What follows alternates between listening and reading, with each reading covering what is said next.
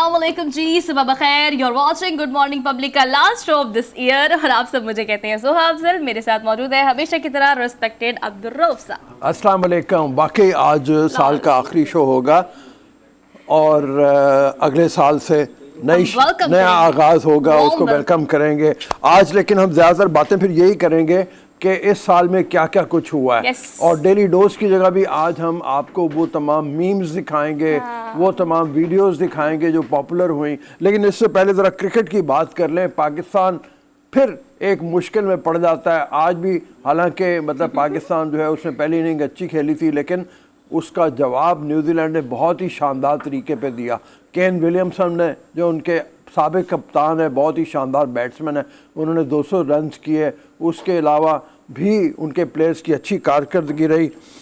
और पहले हरमीत को ले लें। मेरे ख्याल में मैं भूल ही जाता हूँ तो कि हरमीत भी हमारे साथ होता है। पाजी जो हमारे साथ आज है, आज साल का आखिरी शो है और इसके बाद हम नए साल में दाखिल हो जाएंगे और वार्म वेलकम करेंगे न्यू ईयर को। सो आपको आज आखिरी दफा इस साल में हम कहते हैं वेलकम फ्रॉम लाहौर। कैसे हैं आप? गुड मॉर्निंग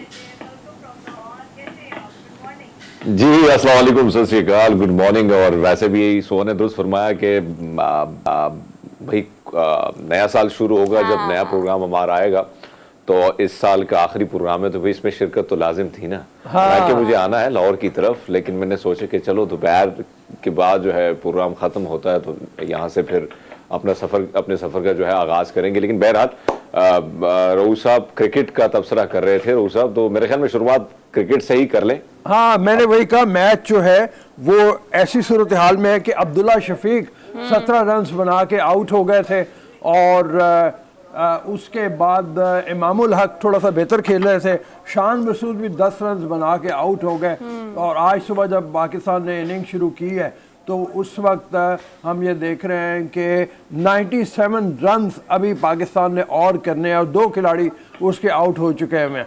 तो मुश्किल सूरत हाल, पाकिस्तान खुद फंस जाता है। बड़ी एहतियात से बैटिंग करने की ज़रूरत होगी ताकि एक अच्छी लीड, इतनी लीड ले जाए और इतना टाइम खेलते रहें कि उसके बाद न्यूजीलैंड जीतने का मौका उनके हाथ में ना आए। मेरी समझ में नहीं आता। कल रमीज राजा साहब से मेरी मुलाकात हुई थी रात को और मैं उनसे मुख्तलिफ हवाले से बात करता रहा। मैंने कहा कि टीम क्यों कमज़ोर है, तो वो तो इस बात का भी रो रहे थे कि हमारे यहाँ टैलेंट की कमी है, हमारे यहाँ लीडरशिप की कमी है, कुछ मौके भी नहीं मिलते लोगों को ऊपर आने के, कुछ स्ट्रक्चर में ख़राबी की बातें कर रहे थे। लेकिन मेरे ख्याल में सबसे बड़ी बात यही है कि इन कमियों को दूर करने के लिए उनका ख्याल ये था कि उनके पास एक प्लान था, उस प्लान के ऊपर आहिस्ता आहिस्ता वो अमल कर रहे थे, जिसकी बदौलत क्रिकेट बेहतर हो सकती थी। लेकिन उससे पहले उन्हें हटा दिया गया, उनका टेन्योर ख़त्म हो गया उससे पहले। और ऐसा ही होता है सर, सिस्टम की जो आप बात कर रहे हैं, आपसे उनकी मुलाकात हुई है या हम जो ऑन एंड ऑफ मुख्तलिफ सेगमेंट में तबसरा लेते हैं और देते हैं सर, उसमें सिस्टम में हर एक जगह लूप होल्स है। हर एक जगह अगर आप स्ट्रक्चर की बात करें, टीम सिलेक्शन की बात करें, ट्रेनिंग की बात करें, टैलेंट की बात करें, तो सर हर एक सेगमेंट में ना थोड़ी थोड़ी जो कमियाँ है ना, वो सिस्टम को ठीक होने देती ही नहीं है। लेकिन नए साल के शुरू में हम ये दुआ करते हैं कि अच्छी क्रिकेट से हमारा मैं जैसे रमीज से कल बात कर रहा था, मैंने कहा कि देखो ना, आपके यहाँ बॉलिंग का टैलेंट कोई नहीं है। आपके यहाँ बॉलर जो है वो 3 बॉलर जख्मी हो जाएं तो मतलब आपके पास अगला चौथा बॉलर कोई नहीं होता।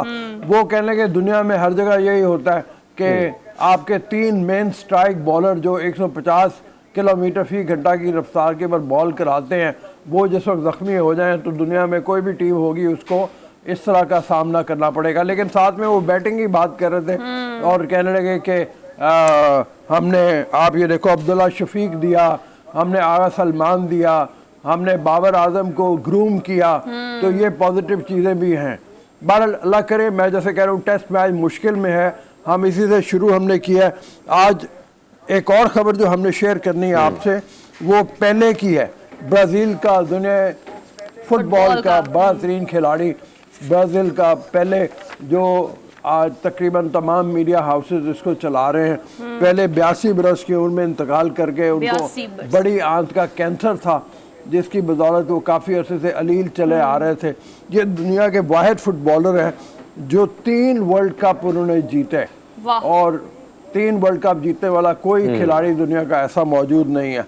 1958 में, 1962 में और 1970 में पहले ने वर्ल्ड कप जितवाए सर ब्राजील को। 1300 मैचेस जीते हैं, मतलब अगर आप इनके इस 22 साल करियर की बात करें तो उसको पूरे तरीके से चैरिश किया उन्होंने। मतलब अभी तो दिसंबर में उनको कहा गया था कि उनकी ये जो कैंसर की वजह से उनके पास दिन बहुत कम है, लेकिन अगर उनके पीछे करियर जो है उसमें नज़र हम डालें तो इस 22 साल फुटबॉल करियर में उन्होंने 1300 मैचेस खेले हैं। जैसे आप फुटबॉल के वर्ल्ड कप का जिक्र कर रहे हैं तो दुनिया में उन्हें जाना जाता है और ब्राज़ील में ख़ास तौर पर लोग उन्हें बहुत चाहते हैं, फ़ैन फॉलोइंग बहुत बड़ी है। तो उनके फैंस जो है वो यकीनन इस खबर पर अफसरदा है और वो अब इस दुनिया में नहीं रहे और नाम उनका रहेगा सर हमेशा। अब जरा आ जाते हैं 2022 की तरफ। 2022 में मैं तो अपने आप से शुरू करता हूँ Yes, कि sir. मैंने क्या खुद सीखा एहतसाब ही खास तौर शुरू पे। करते हैं। हाँ, मैं तो ये कहूँगा कि 2022 एक लिहाज से मेरे लिए बहुत अच्छा हुआ अच्छा। कि मैंने कोई तकरीबन 7 किताबें पढ़ी जिनमें ओल्गा तकारचक की याद है, तकारचक मुझे भी याद है। परवाज़, ओल्गा तकारचक की जो है फ्लाइट्स वो परवाज़। सर फेहरिस्त है। फिर सोहेल गोविंदी की किताब मैं हूँ जहाँ गैर शकीला ज़ारा के मुरतब करदा सब रंग की जो गैर मुल्कों की कहानियाँ आई हुई हैं वो मैंने पढ़ी समंदर पार से, जिसके सिलसिला बड़ा ही शानदार है और ये तमाम लोगों को पढ़नी चाहिए। इसके अलावा अभी मैंने वो जो the true story of Nomi वो शुरू की हुई है, तो वो भी इंशाल्लाह ताला मेरे ख्याल में इसी साल के अंदर खत्म हो जाएगी। ये तो काम आप पिछले कई सालों से कर रहे हैं, इस पिछले साल में नया क्या किया है?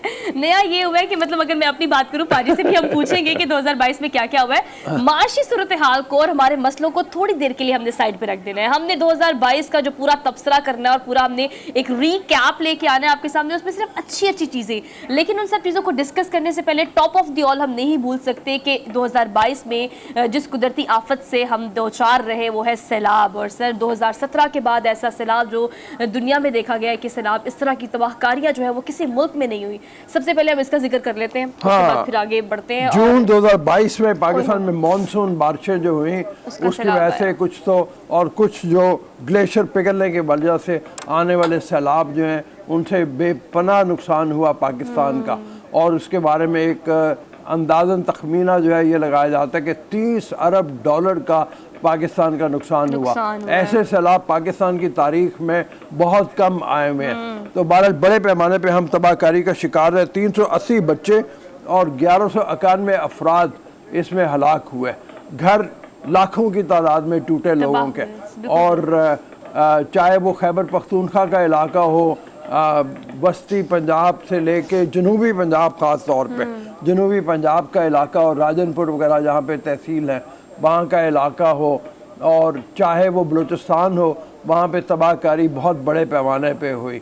और हम अब तक बहुत से इलाके ऐसे जहाँ पे पानी निकल नहीं सका। सिंध का ख़ास तौर पे बहुत सा हिस्सा ऐसा है जहाँ पे अभी तक पानी मौजूद है। लोग बेसरो सामान बेआसरा बैठे हुए हैं बिल्कुल किनारों पे पानी के। उनकी आबादकारी एक बड़ा मसला है। हरमीत, आपके भी खैबर पख्तूनख्वा में तो मेरे ख्याल में कम से कम लोग जो हैं वो अपने घर बनाने की तरफ चले गए हैं, रिहैबिलिटेशन की तरफ जा चुके हैं, लेकिन अभी भी नुकसान बहुत है। वैसे अगर हम बहुत सारे साल गुजरे हमारी लाइफ में, हमारी ज़िंदगी में, हमारे मुल्क के हवाले से, लेकिन जब हम 2022 का जिक्र करते हैं तो सियासी लिहाज से भी एक इंतहाई ऐसा साल था कि बुहरान ही बुहरान रहा। एक सियासी अदम इस्तेहकाम रहा। मार्च के बाद ये मामला जब शुरू हुए, उसी के साथ साथ जिस तरह अपने सैलाब की तबाहकारियाँ हुई, लेकिन सबसे बड़ा प्रॉब्लम ये है कि इस साल में 300 से ज़ायद जो हैं वो टेररिज्म यानी टेररिस्ट जो है वो एंटर हुए। उन्होंने धमाके किए, खैबर पख्तूनख्वा को ज़्यादा टारगेट बनाया। इसी तरह इस्लामाबाद को आपको याद है कि 23 दिसंबर को भी यहाँ पे जो हुआ वो भी आपके सामने है। इसी के साथ साथ हम देखते हैं तो बॉर्डर पे या मुख्तलिफ ऐसे इलाकों में, कोयटा में मुख्तलिफ जो धमाके हुए। तो ये साल इंतहाई मैं जब हम देखते हैं 2021 की तरफ जाते हैं या 20 की तरफ जाते हैं तो कहीं ना कहीं तबाहकारियां कोरोना की थी, लेकिन दीगर मामला कुछ ठीक जा रहे थे। लेकिन इसी के साथ साथ अगर 2022 की बात हम करें तो इंतहाई मुल्क के लिए बड़े वो थे, मेरे ख्याल में बड़े चैलेंजिंग से साल था। और दीगर मामलात की अगर हम बात करें, बहुत सारे ममालिक के साथ जो रवाबित थे या उनमें भी हमने देखा कि चाहे अफगानिस्तान के में जब तालिबान की एंट्री हुई तब के बाद क्या हालात थे और अब के बाद क्या हालात हैं। इसी तरह हिंदुस्तान के साथ कोई पेशरफ्त हमारी उसी तरह हुई नहीं है। तो बहुत सारे मामलात के हवाले से खारजा पॉलिसी की बात करें तो उसमें भी उसी तरह में कोई कामयाबी नहीं मिली। तो ये सारे मामलात के अगर 2022 को अगर हम देखें तो इंतहाई मुश्किल साल था पाकिस्तान के लिए। आप अप्रिशिएट कर रहे हैं ना, मैं उस बात को सेकंड करना चाहती हूँ सर। अगर सियासी सूरत हाल बहुत खराब हुई जिसकी वजह से माशी सूरत हाल बहुत खराब हो गई, लेकिन जैसे मैंने शुरू में कहा कि अगर आप आर्ट एंड काउंसिल को देखें या फिर आर्ट एंड कल्चर को देखें पाकिस्तान के एतबार से, तो सर जितना बड़ा बिजनेस मौला जट ने किया वो तारीख में इस साल को याद रखा जाएगा। हम पसूड़ी की अगर बात करें, आर्ट और कल्चर की हम बात करें ना, पूरी दुनिया में सबसे ज्यादा सुने जाने वाला गाना रहा, तो ये क्रेडिट्स भी पाकिस्तान को जाते हैं। तो 2022 में बहुत अच्छी चीजें भी हुई हैं। मेरे से सर बहुत अच्छा ये हुआ, देखिए कि मैंने आप लोग को ज्वाइन किया 2022 में, हमने गुड मॉर्निंग पब्लिक का आगाज किया, और 2023 के बारे में मैं बहुत ऑप्टिमिस्ट हूँ। जल्दी मैं आपको एक अच्छी और बड़ी खबर भी दूंगी 2023 के हवाले से। तो I am very optimist sir. मैंने नई सोच के साथ 2022 का आगाज करेंगे ना, तो मेरे लिए 2023 भी बहुत अच्छा होगा। होपफुली कि आप सब जो हमें देख रहे हैं, होप फॉर गुड कि आपके लिए भी 2023 बहुत अच्छा हो। लेकिन चले सर रिकैप कर लेते हैं 2022 को। मैं हमें पहले गुड मॉर्निंग पब्लिक जो है हमारा आज का रनडाउन क्या है, मैं उसको देख लेते हैं, फिर हम आपने शुरू करते हैं, फिर हम पूरा रिकैप देंगे आपको। लेकिन आज की टॉप स्टोरी पे डिस्कस करेंगे, हम आपको बता देते हैं तहरीक इंसाफ जो है वो मुल्क गिर एहतजाज शुरू करने के दर पे है। फॉर गॉड सेक 2023 के आगाज में ये मत करें, दो हमें अच्छे साल का, नए साल का खुशी से आगाज करने दें, और ये स्ट्रैटेजी जो है इसको बाद में लॉन्च कीजिएगा। हुकूमत के खात्मे तक सड़कों पर रहने का ऐलान किया है सर। बोले डिले कर दे थोड़ा सा, न्यू ईयर का आगाज करने दे हमें थोड़ा सा अच्छे से, लेकिन फिर भी वो उनको अपने आप को, अपने जो फॉलोअर्स हैं इमरान खान साहब को, उनको अपने साथ मजबूत रखना है। उसके लिए वो बात कर रहे हैं कि वो सड़कों पे होंगे, दोबारा से कैंपेन चलाएंगे। इस बार कैंपेन का टारगेट उनका होगा महंगाई को बेस बना के वो कैंपेन शुरू करेंगे।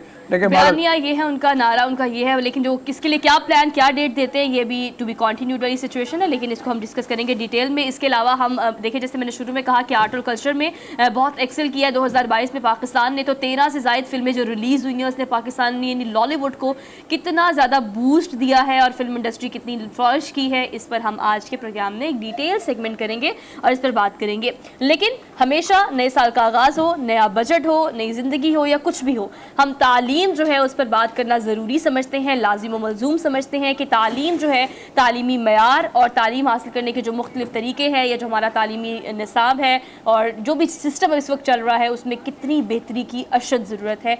तालीमी निसाब पर सर हम बात करेंगे, पूरे निज़ाम पर। इसके अलावा टैलेंट हंट की हम बात करेंगे, और टैलेंट हंट जो है वो एक ज़बरदस्त ये कैंपेन जो कि कब, कैसे, कहाँ, किस तरह से शुरू की जा रही है, डिटेल में आप लोग को बताएंगे ताकि नए आने वाले साल में आपके लिए क्या क्या अपॉर्चुनिटीज़ हैं ये आपको हम गुड मॉर्निंग पब्लिक के इस प्लेटफॉर्म से बता सके। इसके अलावा sir last but not the least, आपके आज से ये सेगमेंट जो है ना मेरा फेवरेट सेगमेंट है, प्रेडिक्शंस का। मैं बताऊँ कि क्या क्या होगा आने वाले नए साल में, आपके सितारे क्या कहते हैं, सियारे क्या कहते हैं, हॉरोस्कोप्स आपके क्या कहते हैं, आपकी हाथ की लकीरें क्या कहती हैं। तो हम बेसिकली प्रेडिक्शंस करेंगे 2023 के हवाले से, और आपके भी जो सवाल है उसको भी प्रोग्राम में शामिल करेंगे। तो हम डेली डोज की तरफ चले अपने। आज डेली डोज की जगह में हम सर आज हमारा 2022 है हमारा डेली डोज पे भी हमने पहली खबर जो आपको दे दी वो तो शेयर कर ली थी। पाकिस्तान में सैलाब की तबाहकारियों के हवाले से हमने बात की थी कि 2022 सैलाब का साल एक तरह से रहा है। उसकी वजह से हौलनाकी भूल नहीं पा रहे हम। उसकी वजह यह है कि अभी तक लोग सड़कों के किनारे बैठे हुए हैं, उनको मदद की जरूरत है। ग्लेशियर पिघलने की सर आपने बात की, तो आपको पता है कि कल जो है वो पहली बर्फबारी हुई है मुख्तलिफ इलाकों में। हम मरी में, मलिका कौसार की अगर हम बात करें तो वहाँ पर पहली शदीद बर्फबारी हुई है। लेकिन लास्ट ईयर जो सानिया हुआ था उसके बाद अब ट्रैफिक पुलिस जो है वहाँ पर काफ़ी एक्टिव है। बहुत सारे वीडियो मैसेजेस मैंने उनकी तरफ से देखे हैं कि अगर आप आ रहे हैं तो इन चीज़ों का खास ख्याल रखें। और सह जो है उनकी तादाद बताई गई है कि अगर 8,000 या 9,000 से ज़ायद सड़कों की गुंजाइश नहीं है कि गाड़ियाँ वहाँ पर एडजस्ट की जा सके। वन वे की बहुत ज़्यादा आप पाबंदी करें और बहुत सारे सर। इसके अलावा बांसरा गली और नथिया गली के रास्ते में इस वक्त अमला जो है वो बर्फ़ हटाने के लिए, गिलगित बल्तिस्तान की अगर हम बात करें, सारी रात इतनी बर्फ़ पड़ी है कि सर आज सुबह की जो मैं कुछ पिक्चर्स देख रही थी, पूरा गिलगित बल्तिस्तान जो उसने एक सफ़ेद चादर ओढ़ी हुई है। तो ये बर्फबारी दोबारा से मैं देख रहा था स्कर्दू में बर्फबारी हो चुकी है शुरू, और काफ़ी बड़ी तादाद में लोग वहाँ भी पहुँचे हुए हैं। लेकिन पीर चनासी जो मुजफ्फराबाद का इलाका है, एक तफरीही मकाम है, वहाँ पे 220 अफराद फंसे हुए थे, गाड़ियाँ फंसी हुई थी, उनको कल रेस्क्यू किया गया, उनको निकाल लिया गया। लेकिन हम बात कर रहे थे सैलाब की तबाहकारियों के हवाले से। मानसून बारिशों ने बड़ी तबाही मचाई इस साल, और उसकी वजह से हमने जैसे जिक्र किया, बलूचिस्तान हो, सिंध हो, जनूबी पंजाब हो, खैबर पख्तूनख्वा का इलाका, सभी इलाके तकरीबन मुतासर हुए थे। आगे चले जी, कतर ने की फुटबॉल की वर्ल्ड कप की शानदार वेरी मेजबानी। रीसेंट इवेंट की बात करते हैं, वेरी रीसेंट, एक हफ्ते पहले ही हमने इसकी सेलिब्रेशन को ख़त्म किया, लेकिन क्या ज़बरदस्त अपॉर्चुनिटी थी कतर के लिए, और क्या जस्टिस किया उन्होंने इस अपॉर्चुनिटी के साथ। लुक एट द व्यूज़, लेकिन आपको ऑन एंड ऑफ हम साथ साथ तो दिखाते रहे हैं, लेकिन जो मेज़बानी देने से पहले कतर के बारे में प्रोडिक्शंस की जा रही थी, बात की जा रही थी, उनके बारे में कहा जा रहा था, बड़ी सारे मसाइल का सामना भी उनको करना पड़ा है ना सर। देखिए बहुत लोगों ने तनकीद भी की है, शुरू में बहुत सारी ऐसे स्टेटमेंट्स आएंगे, जैसे कि अगर आप इस वर्ल्ड कप के ऑर्गेनाइज करने की बात करें तो जो पाबंदियां कतर ने लगाई थी अपनी वैल्यूज़ और नॉर्म्स को लेके, उस पर लोगों ने बहुत बड़ी तादाद में तनकीद की, लेकिन अरेंजमेंट्स वाज सुपर्ब, सुपर्ब। बिल्कुल, लेकिन और बड़ा शानदार परफॉर्मेंस रही कतर की, उस वजह से कि उन्होंने बहुत अच्छे तरीके पे इसका इनकाद किया, और बाद में जो उनके मुखालफिन हैं वो भी मोतरफ हो गए। हम जानते हैं कि जैसे ये वर्ल्ड कप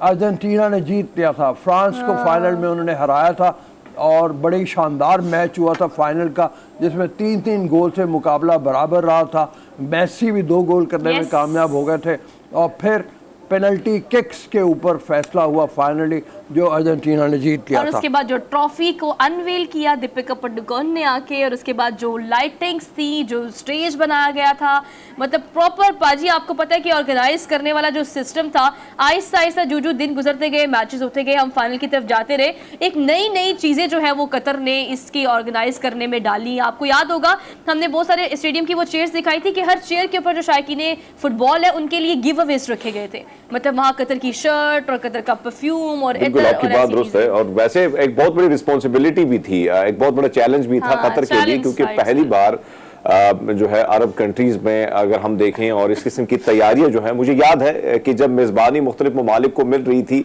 तब बहुत पहले की बात है, बहुत सालों पहले की बात है कि कतर ने उस टाइम जो है वो तैयारियां शुरू की थी कि 2022 का जो फुटबॉल वर्ल्ड कप होगा वो कैसे होगा।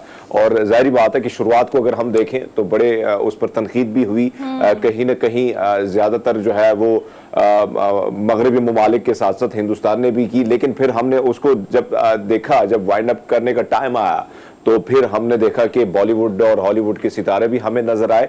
लेकिन बहरहाल एक कमाल का की अरेंजमेंट थी, स्टेडियम को बनाना, फिर पूरे कतर को जिस तरह उन्होंने अटैक करने की कोशिश की, टूरिस्ट को एक मौका था, और उस मौके से मेरे ख्याल में कतर ने भरपूर फायदा उठाया। नो डाउट, इसमें कोई दो राय नहीं है। और सर आपको पता है मैचेस के अलावा जो वहाँ पर एक्टिविटीज थी, मेरे बहुत सारे दोस्त हैं जो कि मैच देखने के लिए वहाँ पर गए। मैच जो स्टेडियम्स बनाए वो तो उन्होंने बनाए, उसके अलावा उन्होंने वहाँ पर बहुत सारे विलेजेस बनाए थे जहाँ पर मुख्तलिफ कंट्रीज के मुख्तलिफ स्टॉल्स थे। लाइक आपको जो जो जिस मुल्क का एक फेमस चीज़ है, वो कल्चर हो या खाना हो या उनकी स्पेशलिटी हो, उसका एक विलेज बनाया गया था जहाँ पर आपको हर मुल्क का एक स्टॉल मिलेगा। तो का जो मुकाबला हुस्न हुआ वो भी देखने वाला था। वो साथ में उन्होंने अपने कल्चर रिवायात को नहीं छोड़ा, और कल्चर रिवायात में जिस तरीके से मगरबी ममालिक के लोग आ रहे थे उनको बता दिया गया था कि यहाँ शराब पीने की ममानियत होगी, आप स्टेडियम के अंदर आप डिसेंट अंदाज में अंदर दाखिल होंगे, अपनी टी शर्ट्स नहीं उतारी होंगी आपने, मर्दों ने अपने जो शॉर्ट्स हैं वो नहीं पहनी होंगी, किसी ने गर्ल्स के लिए भी प्रॉपर लिबास में आप आके वो करेंगे।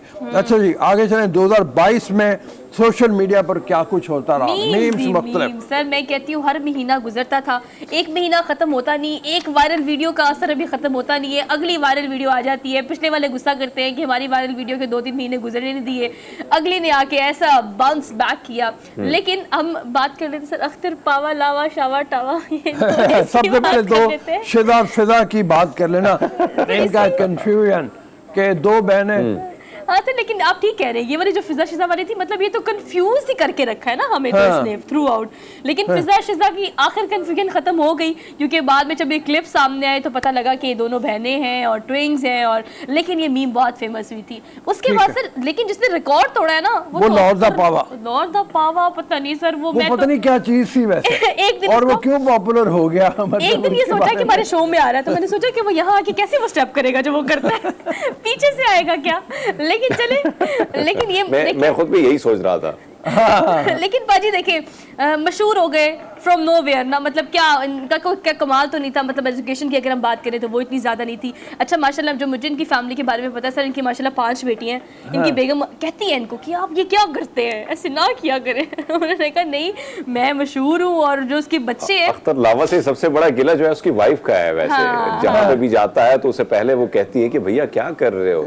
तो जाहिर बात है कि जिस तरह लावा का ये दावा वो जिस तरह कर रहे हैं परफॉर्मेंस, जाहिर बात है कि कहीं ना कहीं ऐसा लगता है कि वो जो बच्चे हैं उनको भी वो एक इंटरव्यू में फरमा रहे थे कि बच्चों को भी स्कूल में भी, अब तो खैर मैं फेमस हो गया हूँ, लेकिन पहले बच्चे जो है वो तंग किया करते थे। लेकिन उसके बाद ये सोशल मीडिया पे जिस तरह वायरल हुई और मुख्तलिफ मॉर्निंग शोज वगैरह में भी इसको जो है डिस्कस भी कि इनको बुलाया भी गया। और वैसे हम ऑन करते हैं अभी भी, अगर टिकटॉक की तरफ जाते हैं, स्नैक की तरफ जाते हैं या फेसबुक की तरफ, तो अख्तर लावा ही अख्तर लावा है। लेकिन आपको पता है सबसे ज्यादा क्या चीज इसको फेमस करती है सर? एक तो चले वीडियो वायरल होगी, बाद में जो लोग डबिंग करते हैं ना वो इनको मशहूर कर देते हैं। मतलब आपके एक्टर एक्ट्रेसेस और उसके अलावा जो आपके टिकटॉकर्स हैं, आपके सोशल मीडिया एक्टिविस्ट हैं, खासतौर पे यूट्यूबर जो इसके पास पहुंच जाते हैं। सर पावा साहब बताएं ये कैसे लावा आपने बनाया और कैसे आपने लाहौर द पावा बनने की कोशिश की और आप उसमें कामयाब रहे।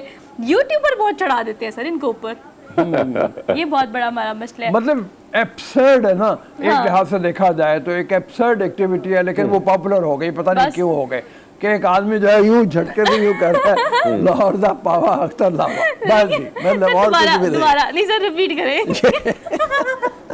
लाहौर दा पावा अख्तर लावा, हम भी कुछ इस तरह का बना ले हरमीत। लेकिन ऑल दो हमें मजा आया, एंटरटेन किया हमें, दिले हम अप्रिशिएट भी इसको कर देते हैं। हम भी करे इस्लामाबाद अमीद हरमीत वाली। लेकिन चले यार, मैं एक बात कह रही हूँ कि चले sir for the time being सही, लेकिन पाजी आपको पता है कि आपने भी एक क्लिप देखा, आप भी हंसे होंगे, मैंने क्लिप देखा, हम भी हैरान भी हुए और हैरत अंगेज तौर पर हंसना भी शुरू कर दिया हमने। सर का भी यही हाल है। लेकिन चले इतने स्ट्रेस माहौल में आवाम को हंसाया, फेमस हो गए। लेकिन मुझे ये सर लगता है कि इस तरह के फेमस लोग ना, आपको भी पता होगा, फॉर द टाइम बीइंग होते हैं ना। दस्ती अगली वीडियो वायरल हुई नहीं कि पिछले वाले का सारा मध्यम हो गया काम। एक शॉर्ट टाइम के लिए आप ज्यादा मशहूर हो जाते हैं, उसके बाद फिर गायब हो जाते हैं मंजर-ए-आम से। और एक चीज, बहुत सारे लोग जो हैं इससे अगर वो फायदा उठाना चाहते हैं, बहुत सारे लोग इससे फायदा उठा के आगे निकल जाते हैं। तो ये होता है कि आप क्योंकि जब आपके पास टाइम होता है तो मेरे ख्याल में यूट्यूबर या सोशल मीडिया, इलेक्ट्रॉनिक मीडिया को जब आप टाइम मुसलसल देते हैं तो उसके में फायदा होता है। लेकिन बहुत सारे ऐसे जो फेमस हो जाते हैं तो कहीं ना कहीं अपना नंबर जो है वो बंद कर लेते हैं, मेरे ख्याल में वो नुकसान में रहते हैं। चलिए जी, अब चलते हैं ड्रामा इंडस्ट्री की तरफ। सर केचप भी नहीं लेकर गई सर, इस बात का मुझे इतना दुख था, मैंने उसके बाद आपको पता है पिज्जा बगैर केचप के खाया है। अच्छा। इस दुख से कि वो केचप लेकर नहीं गई। मतलब हमारे ड्रामा जो हैं उसमें आजकल इस तरह के लेम सीन होना शुरू हो गए हैं कि बस देखिए ना, एक क्लिप आता है और उसको लोग छोड़ते तो नहीं है ना, लोग तो बहुत बारीकी से देखते हैं, लोगों की नजर बड़े बाशोर हो गए सर। हमारी अवाम ड्रामों में इस तरह के नुक्स फौरन निकाल लेती है। हमारे अवाम जो है वो वाकई मतलब इस तरह से देखा जाए तो बहुत बाशऊर है। लेकिन ये ड्रामा सीरियल हब्स था जिसमें नाराज है लड़की और वो पिज्जा उठा के कमरे से बाहर निकल जाती है और लड़का जो है वो माँ से कहता है कि उसका दिल शोर का इतना दुखता है और वो कहता है देखा केचप भी नहीं लेकर। लेकिन सर मजे की बात क्या, इस पूरी पिक्चर की दिखाए, जरा वीडियो दिखाए, मैं इसको पूरा पिक्चराइज करके दिखाती हूँ आपको। ये जो पिक्चर है ना सर, इसमें इसका ससुर भी बैठा है, उसकी सास खड़ी हुई है, साथ वो औरत है। अच्छा, वो लड़ रही है अपने सास और ससुर से ना, और सास से जली कटी सुना रही है, लेकिन वो भी ऐसी है कि लड़के गई है तो पिज्जा उठा के लेके गई है, छोड़ के नहीं गई। बंदा लड़ता है, झगड़ता है, गुस्सा करता है तो खाना छोड़ के चला जाता है। उसने प्लेट सीरियस सीन में ये मजाक कैसे कर सकते हैं ये लोग? मुझे लगता है ये स्क्रिप्ट का हिस्सा नहीं था, ये बच्चे ने। मैं तो हैरान हूँ, पिज्जा कितना सारा लेके गई है वो, अकेले खाने के लिए उसने छोड़ा नहीं है, वो लेके गई है साथ में। आप ये देखें, और ऐसा होता है अमूमन, बहुत सारे लोग ऐसे होते हैं कि खाने पीने, कुछ लोग तो बड़े उसमें आके ना जज्बाती होकर छोड़ जाते हैं, लेकिन कुछ लोग जो है ना खाना पीना करके निकल जाते हैं बस। लेकिन अच्छा जी, अगला है जी काम पे टांग गई। काम ये पे करें या मेरा दिल ये पुकारे आजा करें सर पहले? काम पे कर लेते हैं पहले। दिल ये पुकारे पे ऐसे डांस करते करते हम भी जरा ब्रेक पे चले जाएंगे ना। अच्छा। दिल ये पुकारे आजा। तो जनाब बिलावल भुट्टो साहब से गलती से बोला गया, काम पे टांग गई, लेकिन और जो वो इतनी मशहूर हुए मीम्स वो। बनी, इतना पॉपुलर हुआ, तकरीबन हर सियासतदान जो है उसने उसको इस्तेमाल किया। टांगे काम पे के बाद बच्चों ने काम बहुत पे किया टांग सर। गई। आपको याद है हमारे पास एक बच्ची आई थी, मिमिक्री करती थी, उसने बहुत ज्यादा काम पे टांगरी से उसने किया। अच्छा टिकटॉकर्स जो है ना वो बिला वजह उन्होंने डम करना होता है, मतलब उन्होंने इस तरह की चीज़ों को ज़रूर मिमिक करना होता है। और ये काम पे टांग रही है तो सर ये बच्चे से लेके बड़े तक हर एज ब्रैकेट के बंदे ने जो है ना वो इसको कॉपी किया। लेकिन आपने कोई स्टेटमेंट बिलावल साहब की देखी इसके बाद जब उन्होंने कहा मैं काम पे टांग रही है? उन्होंने तो उनको तो मसला ही नहीं था, बोल दिया स्लिप ऑफ टंग हो गई तो हो गई, इट्स ओके। ये जरा सुना दे जरा, ये एक दफा रिफ्रेश कर ये भी लेते हैं। सुन सकते हैं हम क्या? सुनाए। इस्लामाबाद को हिला रहा, इस्लामाबाद में काम पे टांग रही है, इस्लामाबाद को हिला रहा, इस्लामाबाद में काम पे टांग रही है। काम पे पाजी टांग आप रही। बताएं फिर इस्लामाबाद को हिलाया तो फिर आप हिले, आपकी काम पे टांगी कि नहीं टांगी? मैं वाकई इस जलसे को कवर कर रहा था और बिलावल भुट्टो साहब जब आए और ये जलसा डी चौक में ही था, वहां पे एहतमाम पजीर हो रहा था, तो जाहिर बात है कि उसके बाद हमें नहीं मालूम था कि क्योंकि वो बहुत सारे वर्ड्स उनसे, क्योंकि प्रेस कॉन्फ्रेंस या वगैरह जो हमने जितने भी कवर उनकी किए तो कहीं ना कहीं ऐसे अल्फाज हो जाते हैं, उससे स्लिप हो जाते हैं, लेकिन हमें नहीं मालूम था कि सुबह उठेंगे और इतना वायरल होगा सब कुछ।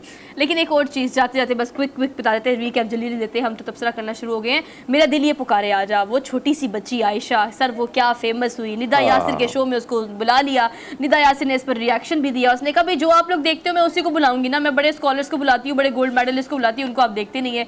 लेकिन एवी दोस्त की शादी सर, ना किसी बहन की ना किसी भाई की, दोस्त की शादी थी। तो अच्छा कहती मैंने प्रैक्टिस भी नहीं की थी, मैंने कहा कि बस मुझे कहा डांस करो, मैंने डांस करना शुरू कर दिया और क्या फेमस हुई है सर। आपको पता है माधुरी दीक्षित ने इसका मिमिक किया है, बिल्कुल इसकी कॉपी की है। लाखों की तादाद में लोगों ने इसको फॉलो किया, इसको देखा, मिलियन फॉलोअर्स बढ़ गए सर 5-6 दिन के अंदर लाखों करोड़ों रुपए कमा लिया। खैर किस्मत आपकी, आप हो गई फेमस, अब आप एंजॉय करें। 2.5 करोड़ रुपए कमाया वैसे 1 वीक में इसने। आखिरी खबर आपको देते हैं सर, बलोची गाना है ये कन्यारी, हाँ और ये जो है बहुत फेमस हुआ। और कन्यारी नॉर्वे के डांसर जो है कन्यारी पे उन्होंने डांस किया और फिर उनको पाकिस्तान का दौरा भी करवाया गया। ये बड़ा पॉपुलर हुआ, वायरल हुआ 2022 में। ये दिखाएं आप पहले, उस पे ऐसा भी डांस हो सकता है, पाजी का भगड़ा देखने वाला होता है अगर इसमें होता। दिल तो बहुत कर रहा होगा हमारा। लेकिन सर ये बलोची गाने को उन्होंने क्या रिमिक्स किया है और क्या इस पे डांस स्टेप लगाए हैं कि बस क्विक डांस स्टाइल, मेरे ख्याल से इस डांस स्टाइल को कहते हैं क्विक डांस स्टाइल, और लोगों ने बड़ा एंजॉय किया इसको। हम चलते ब्रेक की तरफ, हम चलिए ब्रेक पे चलते हैं। अब हमने आपको रीकैप दिया 2023 का, 2022 की आखिरी जो चीज़ें हैं कुछ वो हमने आपसे डिस्कस आज के रनडाउन में। हम करेंगे एक ब्रेक के बाद। Keep watching good morning public. जी welcome to the show after the break. Soha की तबीयत थोड़ी सी ख़राब है, वो इंशाल्लाह थोड़ी देर में हमारे साथ आ जाएगी, लेकिन उतनी देर मैं और हरमीत कोशिश करते हैं आपको एंगेज रखें। बहरहाल हम 2022 की बात कर रहे हैं। आमिर खाकवानी साहब हमारे साथ मौजूद हैं, सीनियर एनालिस्ट हैं। आमिर अस्सलाम वालेकुम। जी वालेकुम सलाम रो भाई। आमिर अगर 2022 को देखो, पहले तो सियासी लिहाज से ज़रा इसको देख लेते हैं। बड़े उतार चढ़ाव रहे, हुकूमत बदली, पीटीआई की गवर्नमेंट थी साल के शुरू में, लेकिन फिर तहरीक अदम एतमाद उनके खिलाफ आई, वो गवर्नमेंट बदल गई, उसके बाद नई हुकूमत आ गई। आप कैसे देख रहे हैं 2022 को? अगर देखा जाए ये उतार चढ़ाव सियासी, बहुत पीटीआई ने कैंपेन चलाने की कोशिश की, मुख्तलिफ तरीक़ों से इस्लामाबाद पहुँचने की बात की, धरना हुआ, लॉन्ग मार्च हुआ, इन सारे को कैसे देख रहे हैं आप? देखिए 2022 जो है अब खत्म हो रहा है, तो ये शदीद सियासी तकसीम वाला साल भी रहा है। अब देखें पाकिस्तानी पॉलिटिक्स में बेसिकली इमरान खान वर्सेस आल वाली पोजीशन थी कि पीडीएम में सारे 14 जमातें इकट्ठी हो गई हैं और उनका अलायंस है, और इमरान खान को हुकूमत गिराई गई उनकी, और उसके बाद उनके एहतजाज, फिर लॉन्ग मार्च की कोशिश, पहले एक लॉन्ग मार्च की कोशिश, फिर बाद में दूसरा लॉन्ग मार्च की, फिर इमरान खान पर जो हर एक मुल्क के एक बड़े अहम नेशनल लीडर हैं उन पे कातलाना हमला, बाकायदा उनको गोलियां चलाई गई, गोलियां लगी, जख्मी हुए, और वो एक मुसलसल एक टकराव वाला और कशीदगी वाला साल रहा है। और अब अगला साल जो होगा उसमें उम्मीद ये करनी चाहिए कि कि मामला किसी तरफ सेटल हो जाएगा और इलेक्शन चूंकि होने हैं 2023 में 23 में इंशाल्लाह उम्मीद है जल्द से बदेर। अगस्त में तो पार्लियामेंट खत्म होना है, सितंबर अक्टूबर में तो वैसे भी इम्कान हैं, उससे पहले अगर ना भी हुए तो उससे शायद कुछ सेटल हो जाए। लेकिन 2022 जो है वो तो एक सियासी एक तरह का नशेब अफराज ही रहे हैं, एजिटेशन रही है और पोलराइजेशन रही है। और थोड़ा सा ये भी हुआ है कि 2022 के खासतौर पर मिड पे या कह लेंगे अक्टूबर नवंबर तक एस्टेब्लिशमेंट के हवाले से भी कंट्रोवर्सीज रही हैं।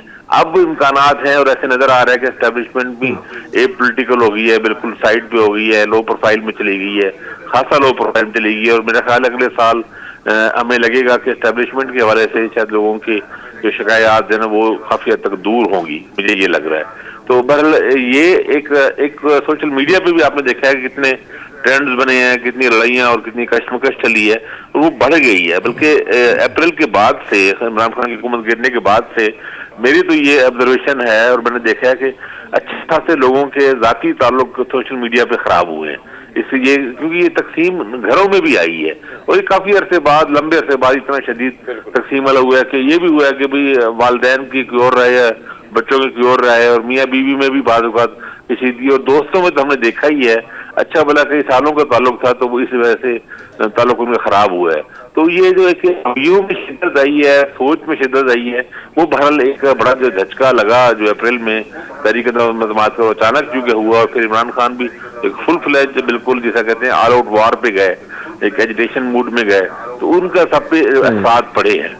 तो ये तो इस लिहाज से तो काफी कम्प्लेक्स भी रहा है, इसमें ड्रामाई भी तब्दीलियां रही हैं। लेकिन मुझे जो इसमें जो जिसका मैंने कहा ना तकसीम वाला पोलराइजेशन बढ़ने का और टेम्परामेंट ज्यादा वो टेम्परेचर सियासी बढ़ने का और वो शिद्दत है ना वो इस लिहाज से नुकसानदेह मुझे लगी। जी हरमीत। अच्छा जी, अच्छा आपने जिक्र किया, खासकर हम स्टैब्लिशमेंट का जिक्र अगर कर लेते हैं तो आज भी आपने कल देखा होगा मुस्तफा नवाज खोकर का एक नया बयान जिसमें उनका कहना यह था कि इस वक्त जो सिचुएशन है, यानी ये जो 2022 साल था वैसे भी इमरान खान साहब के लिए बहुत बुरा था, लेकिन साथ साथ उन्होंने ये देखा कि हुकूमत के साथ साथ कई केसेस और कुछ ऑडियो जो है वो लीक कराई गई, तो इस सारे मामले की रिस्पॉन्सिबिलिटी उन्होंने सीधा जाके एस्टैब्लिशमेंट पर ही डाली। और उन्होंने इशारा भी इस तरफ दिया है कि इस वक्त अगर इमरान खान साहब को जिस तरह उनसे इंतकामी कार्रवाइयां हो रही हैं तो इसमें इदारे के अलावा कोई और हो नहीं सकता है। तो इसको आप कैसे देखते हैं और आने वाले वक्त में क्या आपको लगता है कि ये जिस तरह खान साहब ने भी कहा था कि बाजवा डॉक्ट्राइन जो है वो खत्म नहीं, उसका असर अभी बाकी है, तो क्या आपको लगता है कि एक तो दावा किया जाता है कि हम एपॉलिटिकल है, लेकिन मुस्तकबिल में यानी 2023 में ये मामला को सेटल डाउन हो जाएंगे? बात आ रही है जो हमारी ऑब्जर्वेशन है वो ये है कि वाकईतन चीजें एक पॉलिटिकल की तरफ जा रही हैं, लो प्रोफाइल हो रहे हैं लोगों को। अब ये ज्यादातर यानी पिंडी वर्सेज इमरान वाली लड़ाई नहीं रही है, इस्लामाबाद वर्सेज इमरान खान है, यानी पीडीएम हुकूमत वर्सेज यानी इमरान खान पोजीशन है। ये उस तरह की इस वक्त सियासी मामला आता है। जहां तक मुस्तफा खोकर साहब का ताल्लुक है, आप ये जानते हैं कि पाकिस्तान पीएस पार्टी से इनको सेनेटरशिप खत्म हुई, इनको पीएस पार्टी से भी इनको निकलना पड़ा और वो जिस जगह से निकलना पड़ा जाहिर इनको अपना गुस्सा है और मेरा ख्याल है उसमें शायद वो पीटीआई करवाने के लिए कोई जगह भी बनाने की कोशिश कर रहे हैं शायद, तो ये भी एक फैक्टर हो सकता है कि इमरान खान ने बहरहाल उस तरह के। लेकिन ये जो लीक्स है, लीक्स वाली बात मैं करना चाह रहा था, ये भी बड़ा अफसोसनाक एक है पहलू के लीक सही है। और आपने देखा होगा लीक्स में एक तो ट्रेंड आया था बीच में ऐसा कि जिसमें कोई एक सो कॉल्ड हैकर आया और उसने ट्वीट्स करने शुरू किए और उसने जो लीक थी उसमें प्राइम मिनिस्टर शहबाज शरीफ की भी लीक्स आना शुरू हुई, 2-3 ऑडियोज लीक हुई, वो आई और उसके बाद उसने अब नए अपने लाना शुरू किया कि अब मैं कल करूंगा परसों करूंगा, तो काफी शोर शराबा मचा, फिर वो खामोश हो गया, पता नहीं अब उससे मामला मैनेज हो गया उसको, यानी ब्लैकमेलर टाइप जो हैकर के सामने आया था। तो वो लीक से दोनों तरफ से हुई, लेकिन ज्यादा जहर इमरान खान के वाले से हो रही है और उसमें कुछ तो ऐसी है जो शायद 8-10 साल पुरानी है, 10-12 अगर वो दुरुस्त है तो अभी तो जहर है, ये भी हम नहीं कह सकते कि वो ठीक है या फेक है, लेकिन जो 10-12 साल पुरानी है इसका मतलब ये काम बरसों पुराना से संभाल के रखा गया था, किसी मौके पे इस्तेमाल किया जाएगा। तो ये हमारा सबसे शर्मनाक पहलू है, खौफनाक पहलू है। ये ऐसा नहीं होना चाहिए कि जिस तरह अभी इमरान खान भी ये बात कई बार कह चुके हैं कि सियासतदानों की, लीडरों की, मुख्य लोगों की फाइलें बना के रख ली जाती हैं, उनकी करप्शन की या उनकी किसी बेज़ाब्ती की या किसी गलती की, और फिर कई सालों बाद जब मौका बनता है ऐसा उसको इस्तेमाल कर दिया जाता है। तो ये गलत है। ये मतलब अगर किसी ने गलती की है तो उस गलती को आमिर साहब, इस सारी सिचुएशन में एक तो हम देखें जो सबसे कंट्रोवर्शियल चीज रही है वो मुर्शिद यानी बुशरा बेगम की रही है, और वो कल परसों भी जो वीडियो ऑडियो आई। लेकिन इसी के साथ साथ एक और चीज जो अंसर अब्बासी साहब और दीगर जो उनके कालम आए, जावेद चौधरी साहब के कालम आए और बाजवा साहब के साथ उन्होंने वक्त गुजारा है, तो उसमें बहुत सारी खबरें सामने आ रही हैं इमरान खान साहब के खिलाफ। अब ऐसा आपको लगता है, बल्कि वो कालम आपने भी पढ़े होंगे और खबरें आपकी नजर से भी गुजरी होंगी, तो क्या अब आपको लगता है जिस तरह बाजवा साहब ने कहा था कि मैं अगर 5% भी बोलूं तो बहुत सारे मामला जो हैं खराब होंगे, तो क्या आपको लगता है कि अब बाजवा साहब भी खुलकर आ रहे हैं और बता रहे हैं वो सारी चीजें जिस तरह इमरान साहब को हेल्प की गई और बुशरा बेगम ने जिस तरह जागीर तरीन और इन लोगों को इमरान खान साहब से बड़ा दूर कर दी और जुल्फी बुखारी जैसे लोगों को मुरीदों को करीब करके ले आई? देखें, ये तो मजे की बात तो ये है कि ये दावा दोनों तरफ है। इमरान खान से भी ये कह रहे हैं कि मैं अगर खुल के बोलूं तो फिर बहुत कुछ सामने आएगा। तो मेरा ख्याल है एक ही बार वैसे ही होना तो चाहिए, दोनों ही खुल के बोल लें ताकि जो भी सामने आ जाए। लेकिन एक बात तो गौर करें, इमरान खान के खिलाफ ये ऑडियो तो सब चीजें इस वजह से सामने नहीं आ रही कि वो इमरान खान को समझते हैं कि बुरा या गलत है, वो सामने आ रही है। तो इसलिए सामने आ रही है कि इमरान खान उनके मुताबिक चल नहीं रहे, यानी इमरान खान को उनसे मैनेज नहीं हो रहे। हमारे यहाँ बदकिस्मती से ये ऑडियो या इस तरह की चीजें तब आती हैं जब पॉलिटिकल लीडर मैनेज नहीं हो रहा होता, जब यानी जो उन्होंने रूल्स अपने लिए रूल्स बनाए हैं, गेम के रूल्स बनाए हैं, उसको फॉलो नहीं कर रहे। मतलब इमरान खान अगर चुप करके बैठ जाए अगस्त तक इलेक्शन के लिए और अगला इलेक्शन हारना भी अगर वो मतलब अफोर्ड कर लें या उसके लिए तैयार हो जाए, ठीक है, तब मेरे ख्याल ये सब चीजें बिल्कुल ही वाइप आउट हो जाएंगी, कोई होएगा नहीं इमरान खान, तो ये का मसला मामला नहीं आएगा। तो ये एक लिहाज से एक तरह की ब्लैकमेलिंग में आ जाता है और गलत आ जाता है। ये कोई डेमोक्रेटिक रूल्स नहीं है। और वैसे भी देखें, हम ये कहते हैं कि हर एक की पर्सनल लाइफ है, पर्सनल लाइफ की चीजों को सामने नहीं आना चाहिए, उनको हम एक साइड पे कर देते हैं। पॉलिटिकल इमरान खान की पॉलिटिकल एरर्स बहुत सारे हैं, पॉलिटिकल बयानात में बहुत कुछ है जिसमें तनकीद की जा सकती है, उसकी खामियां हैं, गलतियां हैं, उन पे बात होनी चाहिए ना। अगर हम हर एक की बेडरूम में घुसेंगे और पर्सनल लाइफ में जाएंगे तो फिर मेरे ख्याल कोई भी यहाँ कोई नहीं बचेगा। तो वो हमें कुछ नहीं, एक सियासत में और खासतौर उनको जब ब्लैकमेलिंग के पॉइंट ऑफ व्यू से ये चीजें सामने लाई जाए तो उसको डिस्करेज करना चाहिए हमें। तो मेरा ख्याल है कि बुशरा बीबी या उनके मामले जो है, ये भी इमरान खान जाने और उनकी बेगम जाने, उनकी पर्सनल लाइफ है, उनकी चीजें जब तक वो हुकूमत में थे तब ये चीजें कोई सामने आई। अगर बुशरा बीबी भी कोई इतराज था तो तब सामने आना चाहिए था ना, बाजवा सबको भी तब सामने आनी चाहिए बात, तब तो कोई नहीं आई। अब वो जो खुद भी बाहर हो गई, उनको अटेंशन नहीं मिल सकी, उनके खिलाफ तरकीज और चीजें हो रही है, तब ये बातें ठीक नहीं है। और मेरे ख्याल है साथियों या कॉलमिस्टरों से भी अब मिलके अपनी पसंद में कॉलम लिखवाना और इस तरह की तारीफी तौसीफी तहरीरें लिखवाना, तो वो भी मैं तो एक बेकार एफर्ट समझता हूँ इसे। अब वो चले गए, इनको ग्रेसफुली जो जनरल क्यानी ने किया था ना, जनरल क्यानी आपको पता है रिटायरमेंट के बाद बिल्कुल ही लो प्रोफाइल में, अभी तक लो प्रोफाइल में, कभी वो मीडिया पे कुछ आया नहीं उनका, तो उनकी बचत भी रही है। बाजवा साहब में जरा पर्सनैलिटी मुख्तलिफ है, तो अगर वो इस तरह करेंगे तो उनकी तनकीद भी। तो सब एक गुजारिश है, अगर इजाजत हो एक सवाल और कर लेते हैं आमिर साहब से। जी क्विकली, ताकि हमें जाना है मतलब अगले सेगमेंट की तरफ। जी। अच्छा सर, आपसे जानना चाहूंगा कि जो इस्लामाबाद हाई कोर्ट में एप्लीकेशन दी थी तोशाखाना के हवाले से नून लीग ने, जब से ये ऑर्डर आया है कि भाई जो वजीर आजम या जो जितने भी सदूर रहे वो सारे जो तोशाखाना से क्या क्या ताइफ उनको मिले वो उसकी जो वो सारी चीजें यहाँ पे जमा कराए, तो उसके बाद नून लीग ने वो एप्लीकेशन वापस ले लिए तहरीक इंसाफ के खिलाफ। इसको आप कैसे देखते हैं सर? जी, हम तो पहले यही कहते थे कि जब भी तोशाखाने के मामले आएंगे तो जरदारी साहब और मियां नवाज शरीफ साहब की वो बहुत बड़े बड़े मामले हैं, वहाँ पे बड़ी गाड़ियां हैं और सब चीजें हैं।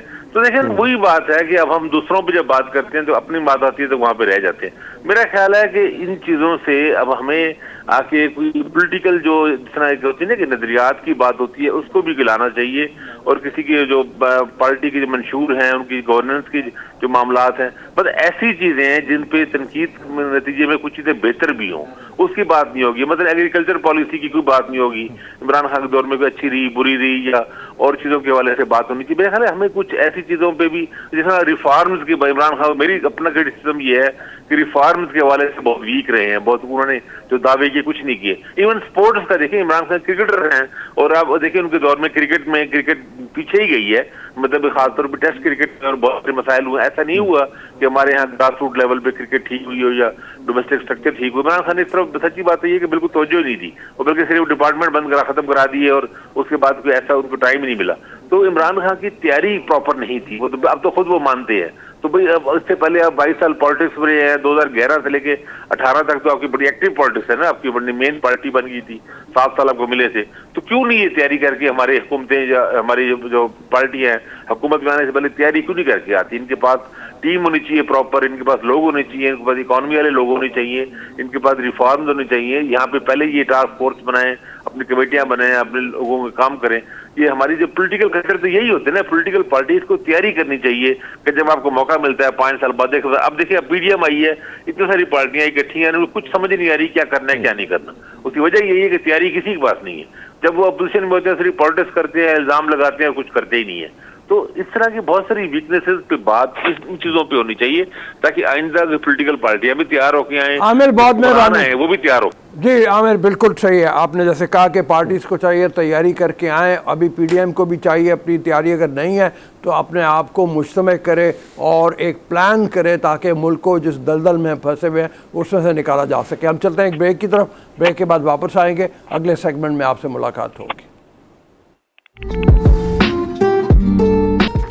जी welcome to the show after the break. तालीम एक ऐसी चीज़ है जिसके हवाले से तकरीबन तमाम ही वालिदैन फ़िक्रमंद रहते हैं, वो भी जो अपने बच्चों को भिजवाते हैं आला तालीम के लिए अच्छे स्कूलों में, और वो भी जो बुनियादी तौर पे बिल्कुल आप कहें कि गवर्नमेंट स्कूल्स में होते हैं। मैं ख़ुद इसको चूँकि पढ़ाता रहा हूँ बहुत अरसों तक और मेरा ताल्लुक़ रहा है कॉलेजेस के साथ, गवर्नमेंट कॉलेज से मुंसलिक रहा हूँ, तो तालीम के बारे में हम फ़िक्रमंद रहते हैं, ख़ास तौर पे इस हवाले से कि जो सिस्टम है हमारा उसमें बच्चे रटे रटाए सवाल याद करके उनको एग्ज़ाम में दे तो देते हैं, लेकिन वो जो एक उनके अंदर एनालिटिकल चीज़ होनी चाहिए वो डेवलप नहीं हो पाती। इस हवाले से इंटरनेशनल स्कूल के प्रिंसिपल हैं शहजाद ताहिर साहब हमारे साथ मौजूद हैं, उनसे चल के बात करते हैं इस हवाले से। शहजाद अस्सलाम वालेकुम जी। तो ये बुनियादी तौर पे यहीं से शुरू करते हैं, जब आपने स्कूल बनाया इंटरनेशनल स्कूल, आपके जहन में क्या आइडिया रहा, क्या सोच के इसको बनाया, क्या आपके जहन में था कि मुख्तलिफ करेंगे जिसकी बुनियाद के ऊपर बच्चे उस रटे रटाए सिस्टम से बाहर निकल सकें? देखिए जैसे मैंने आपको भी ब्रेक में भी कहा था कि अगर एक बच्चा ए स्टार वाला बच्चा है ना, वो किसी भी इदारे में पढ़ ले या वो घर बैठ के पढ़ ले, उस बच्चे को या बच्ची को शी और he has the knack to know how to get an A star. ठीक है, ठीक है जी। तो स्कूल्स का जो बुनियादी वो था ना, फंडामेंटल जो था कि स्कूल्स क्यों बनते हैं, स्कूल्स इसलिए बनते हैं हमें बच्चे से ए और ए स्टार्स ही पैदा करवाने, और ना ही हर बच्चा ए स्टार ले सकता है। तो जो बच्चा ए स्टार नहीं ले सकता क्या वो दुनिया छोड़ दे? जिस तरह आपका मेरा इनका डीएनए मुख्तलिफ है ना, इस तरह हर बच्चे का स्किल सेट भी मुख्तलिफ है। ठीक है, we need somebody to identify कि यार इस बच्चे का स्किल सेट क्या है। ठीक है, और उसको फिर वो प्लेटफॉर्म दिया जाए जिसपे वो उस लेवल पे एक्सेल करे कि दुनिया देखे कि हाँ। बट हम क्या करते हैं, हम हर एक ही तराजू में सबको तोल देते हैं, यार ये लायक है या ना लायक है। भाई कैसे लायक है कैसे ना लायक है? अगर वो एकेडमिक्स में अच्छा है, मे बी ये बच्चा स्पोर्ट्स में कमाल है, उसको वो प्लेटफॉर्म तो दे। उसको may be is good at music, he is good at dramatics, find out what his और हर स्किल सेट इज। दूसरा जो सबसे बड़ी गलती हम करते हैं as parents, I am sorry but as parents जो गलती करते हैं, मेरा बच्चा डॉक्टर बनेगा, मेरा बच्चा इंजीनियर बनेगा, विदाउट रियलाइजिंग कि उस बच्चे का वो पैशन है भी या नहीं है। चलो जी आप एक बच्चे को जबरदस्ती डॉक्टर बना देते हैं, but if that child is not passionate about medicine और वो डॉक्टर बन भी गया ना, तो वो बड़ा ऑर्डिनरी प्लेयर बनेगा उस मार्केट में, वो मार्केट लीडर नहीं बनेगा। ठीक है, मार्केट लीडर वही बनेगा जिसका पैशन मेडिसिन था। So what I tell my parents and what I tell my students is कि your profession, whatever profession you want to opt for, make sure you are passionate about it. If your profession is your passion, you will always be a market leader. अच्छा sir, मैं थोड़ा सा ना इस बात को इसलिए भी समझती हूँ कि मैंने जो अब तक देखा है, आपने भी परसीव किया होगा, अब ऐसा है कि डॉक्टर यूनिवर्सिटी में डॉक्टर हो या फिर इंजीनियर हो या फिर आप टीचर कह लें, अब इस फील्ड से लोग निकल आए हैं। We have so many other disciplines as well. लोग अब अगर मीडिया इंडस्ट्री की बात करें तो मेरे इर्द गिर्द लाखों लोग ऐसे हैं जो कहते हैं कि हमने मीडिया इंडस्ट्री में जाना है, we want to become something screen face ना। अब ये बताइएगा कि हमें 3 चीज़ें होती है, आइडेंटिफिकेशन, पॉलिश करना और उसके बाद कैश करना।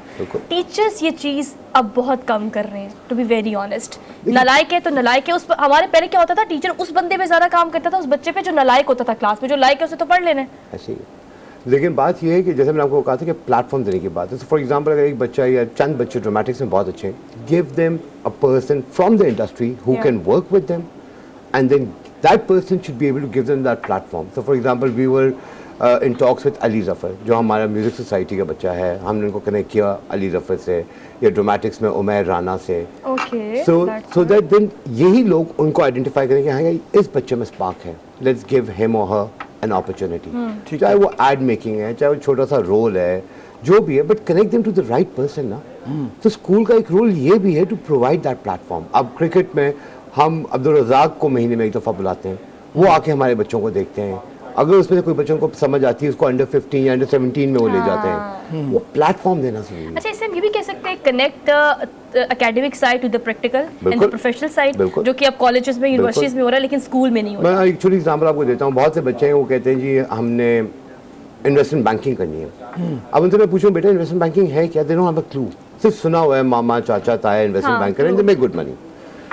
इसी तरह ही मतलब one of our directors is an investment banker. So last की जब वो पाकिस्तान में थे, पूरा हमने उनके साथ एक सेशन करवाया था बच्चों को, this is what investment banking is all about, and then he tries to connect them to the industry. ठीक है. समझ रहे? So giving them that road map. But fundamental वही है कि यार identify your passion and then work towards it. अच्छा, आपका तजुर्बा जो रहा है वो कितना अच्छा, मतलब आप बता रहे हैं जैसे कि बच्चों को आपने आइडेंटिफाई करवाया, और उसके लिए ओरिएंटेशन प्रोग्राम्स कितने ज़्यादा ज़रूरी बहुत हैं. ज़रूरी है. कनेक्टिंग द चाइल्ड और the group of children to the right person. ठीक है ना. फॉर एग्जांपल आप, मैं कहता हूँ जी, या मेरा बेटा कहता है मेरा क्रिकेटर बनना है. अब I don't know what's the way forward कि क्रिकेटर बनना कैसे है. चलो खिला तो दिया, कोचिंग करवा ली, अब कहाँ लेके जाऊँ? नेशनल क्रिकेट अकेडमी लेके जाऊँ, कदाफी स्टेडियम लेके जाऊँ? So getting the right person who can fill that path for us. ठीक है. और ये कितनी जल्दी शुरू हो जाना चाहिए इस तरह का? लेकिन हमारा जो तमाम स्कूलों में आप कितनी जल्दी शुरू करें? इंटरनेशनल स्कूल लाहौर में तो हम ग्रेड 1 से we start working. That's really अच्छा. good. तो That's वेरी अर्ली एज. ठीक है ना. अब देखें अगला डेकेड या अगले 2 decades I believe is for artificial intelligence, robotics, data science. I think वो वाहिद स्कूल है जिसके पास एक जबरदस्त रोबोटिक्स लेबोरेटरी है स्कूल लेवल के ऊपर. अच्छा. और ग्रेड 1 से ही हम बच्चों को लेगोस देना शुरू कर देते हैं. We just start playing with those legos and taking them in that direction कि हाँ यार कंप्यूटर साइंस की फील्ड या लैंग्वेजेस की फील्ड ये है. फिर वो परस्यू करना चाहे ना करना चाहे, it's up to you. Sir, एक और चीज़ है एंटरप्रेन्योरशिप. मतलब आजकल के बच्चे, they are googled one, they are youtubers and they are everything. They are 21st century, the era of technology, और वो इतना बिलीव करते हैं एक क्लिक पे कि हर चीज़ एक क्लिक पे चलती है. अब क्या करना है इस चीज़ का कि हमने स्कूल लेवल से ही बच्चों की ब्रेनस्टॉर्मिंग इस लिहाज से करनी है कि 9 to 5 जॉब बाज़ बच्चों की नहीं, माँ बाप की भी ख्वाहिश होती है. यही प्रॉब्लम है कि आप कैसे उन्हें बताएं कि ब्रिंग एन आइडिया और उस एक आइडिया पे एम्पायर खड़ा करें. ऐसे ही है. देखिए हम लोग फिर बेसिक्स पे आ जाते हैं. माँ बाप आएंगे, मेरा बच्चा डॉक्टर बनेगा, मेरा बच्चा इंजीनियर बनेगा, या मेरे बच्चे को अच्छे ग्रेड्स हैं, अच्छे grades will take him to a good university, good university will lead him to a good job. Good job. Why not a setting up businessman? your own business Yeah. or you becoming an entrepreneur. This mindset has to change. We need to develop entrepreneurs. हम पहले इस दिन से कहते हैं job job job. Why job? So मैं तो इस चीज़ की, मैं ये नहीं कि जॉब मत करें. अरे जॉब अगर if you're passionate about it, do it. But why not try to set up something of your own ठीक है. and move in that direction. ठीक है. मगर थोड़ा सा रिस्क जरूर इन्वॉल्व है, but high risk high reward. अच्छा, फ़र्क वैसे आपको लगता है अगर आज से 15-20 साल पहले के बच्चे देखें या अब के बच्चे देखें, उनकी डिमांड्स बहुत फ़र्क हो गई हैं, सोच बहुत फर्क उसके मुताबिक अपने आप को मुझे तो ऐसा लगता है कि जनरेशन बाय जनरेशन डिटेरिएशन ज़्यादा है. अच्छा. That's how I feel. अगर मैं 30 साल पुराना अपना HSN का बैच देखूं, अपने दोस्तों को देखूं और आज का बच्चा देखूं, फ़र्क है, लेकिन not for the good. And कहीं ना कहीं मैं इसमें I hold parents responsible for this. छोटी सी एग्जांपल आपको इस तरह देता हूँ. 30 साल पहले अगर मेरे टीचर ने मेरे हाथ पे फुटा मार दिया और मैं पहली बात तो मैं जाके अपने अब्बा को तो बताऊंगा नहीं, खैर मैंने बता भी दिया तो मेरे अब्बा का इंस्टेंट रिएक्शन ये होगा कि तुम्हारी गलती होगी. True, very true. आज टीचर सिर्फ यूं करे तुम क्या कर रहे हो, तो अगले दिन माँ बाप स्कूल पहुंचे, मेरे बच्चे से बात की तो की कैसे ऐसे. एक प्रॉब्लम ये है. ठीक है. देखिए जो उस्ताद है ना, उस्ताद का रुतबा माँ बाप के बराबर है, और ये हम पेरेंट्स को समझना चाहिए. अगर आपका भी बच्चा है तो मेरे लिए वो उतना ही इम्पोर्टेंट है जिस तरह मेरा बच्चा है. एक ये चीज़ हमें नहीं भूलनी चाहिए. दूसरा एक जो बहुत बड़ा चेंज है वो ये आया है कि 30 साल पहले अगर बच्चा घर से बाहर जाता था ना तो माँ बाप कहते बेटा जल्दी आ जाना, मगरिब तक आ जाना. आज बच्चा जो है वो घर में बैठा हुआ है, अपने कमरे में बैठा हुआ है, लेकिन वो आईपैड, स्मार्टफोन लेके बैठा हुआ है. वो पूरी दुनिया घुमाए है. घर नहीं घूमा। माँ बाप को नहीं पता लगा। सर घर का नहीं पता, घर नहीं घूमा, फिर दुनिया घूम ली है। एग्जैक्टली, लेकिन माँ बाप मेरा बच्चा तो घर पे ही है, और वो उस जो घूमने में जो उसने कुछ सीख लिया ना, वो हमारी सोच से भी आता है। अच्छा, फिर इस सोच को सर वो आहिस्ता आहिस्ता बिल्ड करते हैं। बिल्ड क्या करते हैं, वो want to study like in abroad और समथिंग। Yes. अब ब्रेन ड्रेन जितना हुआ है पिछले चंद सालों में, हमारी वो क्रीम, हमारा वो टैलेंट, हमारी वो स्किल्स जो पॉलिश हो चुकी थी, हमने भेज दी। खैर उसमें मेरा व्यू पॉइंट ये है कि अगर बच्चा बाहर जाना चाहता है ना, पढ़ने जरूर जाए, because I feel that He should come back. yes, there are certain universities जो हम पाकिस्तान में नहीं उनको दे सकते या वो एक्सपोजर नहीं दे सकते, they go even if they have to work for a couple of years just to gain that professional experience, Yeah. but they should come back. They should come. Like in my case, I did my A-levels from HSN, went to London School of Economics, worked for a few years and then came back to sir ही Pakistan. Studied over there as well, मतलब इतने साल वहाँ लगाकर बिल्कुल। मतलब जियो को सर्व किया, यहाँ पर काम कर रहे हैं to work for all of them ना। बिल्कुल। हाँ। अच्छा, हरमीत पाजी इस्लामाबाद से हमारे साथ है और मीर बाजी बड़े गौर से बड़े हमारी गौर बात से सुन सुन रहे रहे हैं सारी हैं। बातें। पाजी put your question in. Shahzad बाजी की बड़ी अच्छी बातें थी, तो मैंने सोचा कि थोड़ा सा सुन लेते हैं, और बड़ी मजे मजे की वो गुफ्तगू Yes, कर रहे realistic हैं। approach. बाजी आपसे जानना चाहूंगा, क्योंकि एक तो हम प्राइवेट की बात करें, प्राइवेट स्कूल में तो जाहिर बात है कि जब आप पैसा देते हैं तो कहीं ना कहीं आपको एनवायरनमेंट के साथ साथ टीचर्स का जो बिहेव है वो भी अच्छा मिलता है। लेकिन अगर हम गवर्नमेंट सेक्टर में जाते हैं, एक बहुत बड़ी तादाद पाकिस्तान में जो है वो बच्चे जो है गवर्नमेंट सेक्टर में पढ़ते हैं। हम रवैयों की बात करें, टीचर का रवैया जो है, हमने देखा जिस तरह सोहन ने फरमाया कि अगर टैलेंटेड बच्चा है तो उसके साथ एक अलग तरीकाकार होता है, जो बच्चे को कुछ नहीं आता उसको तो बिल्कुल इग्नोर किया जाता है। ऐसे में फिर एक और चीज जो प्रैक्टिकली हमने देखी है वो है एक तो क्लास का फर्क होना। उस गवर्नमेंट में भी ये चीजें देखी जाती हैं। इस सारी सूरत हाल को आप कैसे देखते हैं, क्या क्या तब्दीलियों की जरूरत है, और गवर्नमेंट सेक्टर पे कितना जरूरी है कि कौन कौन से चीजों पर अगर काम किया जाए। जिस तरह हमने देखा कि दिल्ली में आपकी गवर्नमेंट आई तो उसने बड़ा सेटअप चेंज किया है, अब लोग गवर्नमेंट सेक्टर में भी जा रहे हैं, तो इस तरह के क्या क्या इकदाम होने चाहिए जिससे वो सेक्टर जो है वो भी बहाल हो जाए। देखिए बेसिकली जो प्राइवेट स्कूल्स है ना, वो तो कहते हैं ना, वो आटे में नमक के बराबर है when we talk about the population. अगर रेवोल्यूशन आनी है तो आनी पब्लिक सेक्टर से ही है, यस, समझ रहे, because that is where the message lie. तो at the end of the day, मतलब अगर गवर्नमेंट के पास ये रिसोर्सेज नहीं है, इन द पास्ट गवर्नमेंट्स को ये प्रपोजल दिए गए हैं कि आप प्राइवेट पब्लिक पार्टनरशिप में आ जाए, ठीक है, ठीक है, let the private schools work with the public sector to enhance the level of the public schools, and I still believe that is the way forward. मतलब फॉर एग्जांपल मैं 10 schools को adopt करने को तैयार हूँ, I don't want any profit out of it. जो cost है, cost to cost काम कर लें, लेकिन उस 10 स्कूल में अगर 5000 बच्चा है तो उस 5000 बच्चे में 2500 बच्चा कहीं ना कहीं पहुंच जाएगा। तो माइंडसेट चेंज करने की बात है। गवर्नमेंट ने बहुत पैसा लगाया है पिछले दौरों में, लेकिन may be not in the right direction, because may be they didn't have an expert और whatever. For example I remember McKinsey was in Pakistan working, I think Shahbaz Sharif साहब का दौर था for the public sector, but maybe some local players should have been taken on board and maybe we could have achieved something more fruitful out of it. But way forward यही है, जब तक आप public sector को नहीं उस level पे लेके जाएंगे, आपकी masses में उसका impact नहीं आएगा.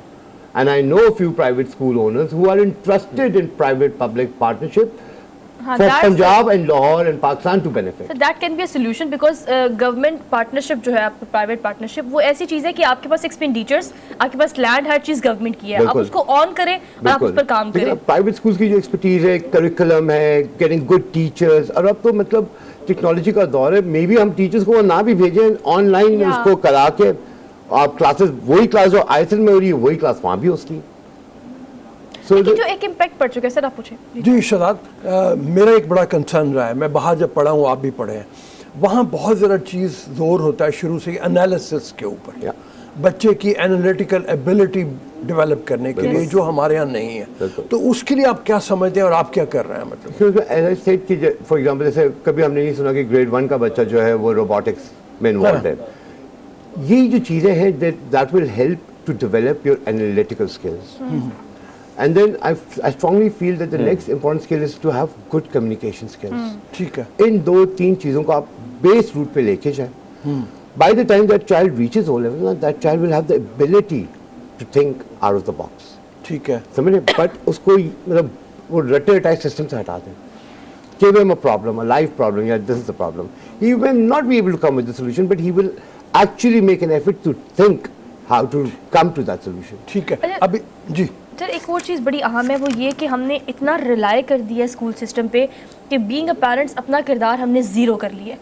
बच्चा स्कूल आता है तो स्कूल तो बेस्ट होना चाहिए, फिर ट्यूशन उससे ज़्यादा बेस्ट होना चाहिए, फिर ऑनलाइन कोचिंग क्लासेस उससे, और फिर समर कैंप और XYZ we have so many things all around, we got confuse some time.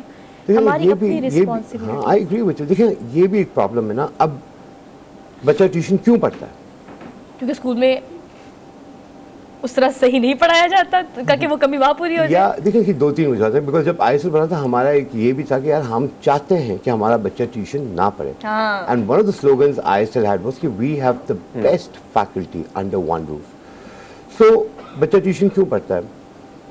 एक बच्चा पेयर प्रेशर में ट्यूशन पढ़ता है, ओहो मेरा दोस्त जा रहा है कि कोई ज़्यादा ना सीख ले, मैं भी चला जाऊँ। एक ये, एक वहाँ पे आ जाता है जहाँ बच्चा स्कूल ही नहीं आ रहा, उसकी तो जिम्मेदारी हम नहीं ले सकते ना। अगर आपने महीना स्कूल ही नहीं आए तो फिर तो आपको ट्यूशन पे जाना ही पड़ेगा। लेकिन मतलब अगर हम ये कहते हैं we have the best teachers, तो मेरा सवाल उस पेरेंट्स से, उस बच्चे से ये है कि आपने ट्यूशन पढ़नी किससे?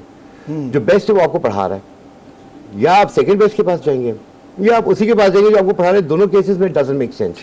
If you are willing, if you put in the effort during the school time, हम ये चाहते हैं स्कूल के टाइम पे आप पढ़ें, घर जाएं, वापस आएँ, किसी भी स्पोर्ट्स एक्टिविटी में इन्वॉल्व हो जाएं, डिबेट्स में हो जाएं, MUN में हो जाएं, हॉर्स राइडिंग में हो जाएं, घंटा 2 घंटा एक हेल्दी एक्टिविटी करें, घर जाएं, खाना खाएं, फैमिली के साथ थोड़ा बहुत जो होमवर्क है वो करें और सो जाएं। बच्चा जब स्कूल से घर जाता है, खाना खाता है, फिर इस ट्यूशन सेंटर पे भाग, फिर उस ट्यूशन सेंटर पे भाग, बच्चा खुद डिप्रेशन में आ जाता है विदाउट रियलाइजिंग कि बच्चा डिप्रेशन में। This is not a healthy lifestyle ना। 8 घंटे स्कूल में गुजारे, 5 घंटे ट्यूशन सेंटर पे गुजारे, तो अपने लिए कब वक्त निकाला? कब खेले, कब दोस्तों से बात की, कब फैमिली से बात की? So this is something which we want to cut. ठीक है। एंड उसके लिए हमने बहुत सारी चीज़ें की, मतलब स्कूल लेवल के ऊपर हमने टीचर असिस्टेंट्स दिए। तो अगर आप टीचर से सवाल नहीं पूछोगे, उसी सब्जेक्ट का टीचर असिस्टेंट भी मौजूद है। आफ्टर क्लास आप टीचर असिस्टेंट के पास चलेंगे, आज हमने ट्रिग्नोमेट्री पढ़ी, मुझे उसमें ये चीज़ नहीं समझ आई, 1-to-1 वो टीचर आपको पढ़ाएगा। एक और प्रोग्राम हम लेकर आए, इसको हम कहते हैं DLP, डिफरेंशिएटेड लर्निंग प्रोग्राम। इन सब प्रोग्राम्स का मकसद ये कि शाम को बच्चा ट्यूशन बना जाए, ठीक है, स्कूल में ही रिजॉल्व हो। ठीक है। अच्छा, अब आप ये बताइए कि बाहर के लिए हमारे बहुत ज़्यादा बच्चे तैयार किए जाते हैं और हम कहते हैं कि जी हमने बच्चे की सारी तरबियत इसलिए करनी है कि ये बाहर चला जाए। वो जो बच्चे नहीं जा पाते वो फिर एक अजीब डिप्रेशन का शिकार हो जाते हैं। तो बोलो उसके लिए क्या किया जाए? एक्चुअली ये कि मैंने जो देखा है पाकिस्तान में या लाहौर में, द स्प्लिट इज अबाउट 50-50। 50% बच्चा ऐसा है जो कहते हैं मैंने पाकिस्तान में ही पढ़ना है under grade, and then maybe for masters I'll go abroad. ठीक है। मेडिसिन है, we recommend कि मेडिसिन आप पाकिस्तान से ही करें, आप बाहर से मत करें। It's very expensive and the duration is too long. And then कुछ ऐसा बच्चा है जो कहेगा हाँ जी मैंने अमेरिका जाना है, या मैंने UK जाना है, या मैंने कनाडा जाना है, और उसमें से भी जो 50% जो बाहर जाना चाहता है, उसमें से भी out of the 50%, the 30% want to come back to Pakistan. They just want to go get a good degree and then come back to Pakistan and serve Pakistan. And there are about 20% would say कि नहीं हम वहीं रह जाएंगे because of the economic environment or whatever the situation in Pakistan is. So the split is pretty decent. अच्छा sir ये कहिएगा, हम जब शो शुरू कर रहे थे ना तो हम ब्रेक में ये चीज़ डिस्कस कर रहे थे कि हमें अपना वक्त याद है, हरमीत पाजी को याद होगा, कोई टीचर पास से गुजरता था तो हमें लगता था कि थोड़ी देर के लिए हमें रुक जाना चाहिए, सलाम करना, उनके घर तक पहुंचने का हम सोच भी नहीं सकते थे। There are so many things जो कि रिस्पेक्ट में आती थी। अभी इंटरनेशनल स्कूल की अगर हम बात करें, बीइंग द प्रिंसिपल, ये चीज़ बच्चों के माइंड में इंडल्ज करना कितना ज़्यादा ज़रूरी है कि आपकी सारी टेक्नोलॉजी एक तरफ, लेकिन जो रिस्पेक्ट आप बाय पेरेंट्स दे सकते हैं, that is more important than anything. I agree with you and we मतलब इसके लिए we have character building classes from grade 1। That's really good. समझ रहे हैं? मतलब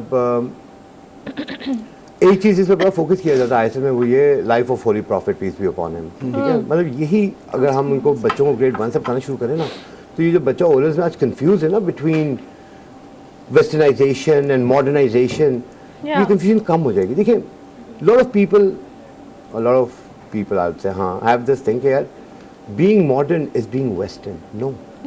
A person with a very eastern outlook can be very modern. A big no. So that line has to be understood. देखिए जब हम schools के अंदर कहते हैं Christmas day, Valentine's day, Saint Patrick's day, तो ये भी बता दो कि यार holy prophet peace be upon him वो कौन थे, what is our religion all about, वहाँ हम पीछे क्यों हट जाते हैं? उर्दू में बात करने से हम क्यों कतराते हैं?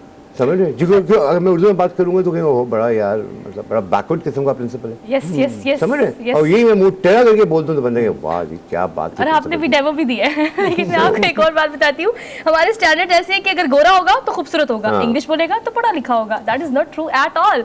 तो स्कूलों में ये चीज डालना और बनाना पैदा करना बहुत ज्यादा जरूरी है, जो कि बहुत ज्यादा मुश्किल भी हो गया है। थैंक यू सो मच साहब फॉर बीइंग हियर। लगा प्रोडक्टिव डिस्कशन रही आपसे और अच्छी बातें आपने की माशाल्लाह। मतलब ये है कि हम इस बच्चे- सेगमेंट को मजीद भी प्रोलॉन्ग कर सकते थे, लेकिन दोबारा बुलाएंगे, दोबारा डिस्कस करेंगे। अभी एक क्विक ब्रेक लेनी है। Keep watching good morning public. जी welcome to the show after the break. Musarrat Javed Jamshed Cheema साहिबा मारूफ सियासतदान है, किसी तारुफ के मोहताज नहीं है, वो हमारे साथ मौजूद हैं और एक बड़ी कैंपेन जो टैलेंट हंट की शुरू की गई है उस हवाले से हम उनसे बात करना चाहेंगे। ज़रा बताइएगा इस कैंपेन के बारे में, इसमें क्या टारगेट क्या है आपके? बिस्मिल्लाहिर्रहमानिर्रहीम। बहुत शुक्रिया रऊफ साहब। बेसिकली पाकिस्तान के अंदर आपको पता है कि जहाँ जवाल आया हमारे तमाम चीज़ों के अंदर, तो उसमें गेम्स के अंदर भी बहुत ज़्यादा किसी किस्म की कोई तवज्जो नहीं दी गई। सोचें कि हॉकी के अंदर हम आलमी चैंपियन थे, उसके बाद बहुत सारी गेम्स हैं जिसमें पाकिस्तान ने इंटरनेशनल लेवल पे अपना लोहा मनवाया, लेकिन ग्रेजुअली जब किसी का ध्यान और तवज्जो नहीं थी। देखिए रियासत और स्टेट ने ये फैसिलिटेट करना होता है और ये इससे ज्यादा हेल्दी एक्टिविटी हो नहीं सकती अपने माशरे को। और बाहर तो बहुत बड़ी खतीर रकम इसके ऊपर इस्तेमाल की जाती है, because stars and players and ये गेम्स ये यूनाइटेड रखने के लिए एक बहुत बड़ा इंपॉर्टेंट टूल होते हैं। सो इस चीज को पेश नजर रखते हुए आपको पता है जब हमारी वफाक में हुकूमत थी तो नेशनल सतह के ऊपर भी, एंड देन जिन सूबों में हमारी हुकूमत थी, हमारे चेयरमैन इमरान खान साहब की खसूसी तवज्जो थी कि इसमें हम लुक आफ्टर करें, क्योंकि पाकिस्तान के अंदर टैलेंट की कमी नहीं है, बट यहाँ पे वसाइल की कमी है कि हमारे ऐसे ऐसे एथलीट्स और उनकी जो स्टोरीज हमारे सामने आती हैं कि किसी के पास अच्छे प्रॉपर पहनने को शूज नहीं है, प्रॉपर खाने को डाइट नहीं है। तो इस चीज को पेश नजर रखते हुए जो टैलेंट हंट प्रोग्राम है बहुत बड़े पैमाने पे शुरू किया गया। एक तो ये है कि पूरे सूबे में से हमने ये जो हमारा प्रोग्राम है इसके तहत हमें जो टैलेंट है वो निखर के सामने आएगा। मुसर साहब ये कहिएगा कि आप बिल्कुल ठीक कह रही हैं कि जो फंड दिए गए हैं उसको खतीर रकम है और उसको बहुत सारी जगहों पे यूटिलाइज किया जा सकता है, लेकिन बहुत सारे ऐसे शोज भी होते हैं, आपने देखा होगा, मतलब American talent Hunt based shows होते हैं, Indian talent Hunt based shows होते हैं। मेन स्ट्रीम मीडिया के साथ इसको कनेक्ट करने का या थ्रू टीवी स्क्रीन्स मुख्तलिफ शहरों से मुख्तलिफ इलाकों से लोगों को इकट्ठा करने का, इस तरह का कोई प्लान है इसको कनेक्ट करने का, या इसको हम इस तरह से चलाएंगे प्रैक्टिकल अप्रोच के तहत? नहीं, इसको बिल्कुल इसमें जो है हम लोग ये प्लान कर रहे हैं कि स्कूल से इसको शुरू किया जाना चाहिए, कॉलेजेस, यूनिवर्सिटीज, एंड देन फिर इंटर डिस्ट्रिक्ट्स और बड़े शहरों के दरमियान मुकाबले, और फिर बैन सूबाई सूबों के दरमियान भी कंपटीशन इस चीज का हिस्सा है। उसका इस सारी एक्सरसाइज का मकसद ये है कि जो टैलेंट है पाकिस्तान के अंदर उसको एक तो सपोर्ट किया जाए, उसको फैसिलिटेट किया जाए, लुक आफ्टर किया जाए, और उसके साथ साथ इंटरनेशनल लेवल के ऊपर भी हमारे वो जो प्लेयर्स हैं उनको रियासत खुद जो है वो सपोर्ट करे, फाइनेंस करे, और उनको फिर उसके बाद पहले मुल्की सतह के ऊपर नेशनल लेवल पे एंड देन फिर इंटरनेशनल लेवल के ऊपर हम उनको ना लेके जाएं। जी हरमीत। अच्छा, हमने देखा है बहुत सारे हमारे, आपने जिस तरह जिक्र किया, बहुत सारे हमारे ऐसे एथलीट्स जो कुछ बन के कुछ आके भी, चाहे उनका ताल्लुक पंजाब से हो या खैबर पख्तूनख्वा से हो, हम आपकी गवर्नमेंट की ही बात करते हैं। हमारे शोज में बहुत सारे लड़के आए जिन्होंने बहुत बड़े टाइटल जो है अपने नाम किए, लेकिन उसके बावजूद कोई सपोर्ट नहीं मिला। तो क्या उनके लिए भी कोई इसी तरह प्लानिंग है, जिन्होंने कुछ किया और आज भी उनको कोई सपोर्ट हासिल नहीं है और वो आगे कुछ करना चाह रहे हैं? जिस तरह एक तो ये आपने ये प्रोग्राम शुरू किया है, लेकिन साथ साथ उन लोगों को भी इसमें शामिल किया जाएगा? देखिए, आपने ये बहुत अहम नुक्ते की तरफ तवज्जो दिलाई है। सबसे इम्पोर्टेंट चीज ये है, बदकिस्मती है हमारे मुल्क के अंदर के यहाँ पे जो स्टार्स हैं, चाहे वो शोबिस से रिलेटेड हो, हमारे स्पोर्ट्स स्टार्स हो, अगर वो एक आम घराने से या गरीब तबके से हैं तो उनकी हमने हमेशा एंड जो है उनकी जिंदगी का आखिरी अयाम हमने बड़े तकलीफ से देखे हैं कि वो अपील ही आती है और फिर उसके बाद माशाल्लाह से हम लोग हरकत में आते हैं तो फिर बड़ा उसके ऊपर उनके इलाज मुआवजे के लिए रकम फराहम की जाती है। बाहर ऐसा नहीं होता। हम ये चाह रहे हैं सबसे पहले तो ये कि ये जो 2 अरब रुपए के स्पोर्ट्स एंडोमेंट फंड का क़याम है ये बड़ा एक खुशाइंद कदम है। फिर एज ए करियर इस वजह से ये जब हम अपने स्टार्ट का एंड या अंजाम देखते हैं, आप देखें ना शोबिस से रिलेटेड भी तो लोग पूछते हैं जी करता क्या है, इसको इसलिए नहीं समझा जाता है प्रोफेशन के तौर पर या जो प्लेयर्स हैं, बिकॉज हमने फिर बाद में देखा कि लोगों का जिंदगी गुजारना 2 वक्त की रोटी कमाना मुश्किल हो जाता है बिकॉज वो अपनी सारी जिंदगी तो इधर वक्त कर चुके होते हैं। उसके लिए हम इस चीज को एक तो ये पहले इनिशियली तो हम इस टैलेंट को एक मेन स्ट्रीम में लाने के लिए हम उनको, आपको पता है ना कि जो होनहार एथलीट्स हैं उनको माहाना वजीफा भी दे रहे हैं 7,500 रुपए। उसके बाद जो हमारी जैसे hockey, football, kabaddi, table tennis के जो एथलीट्स में तो जो रवायती खेले हैं उनके ये प्लेयर्स को हम देंगे।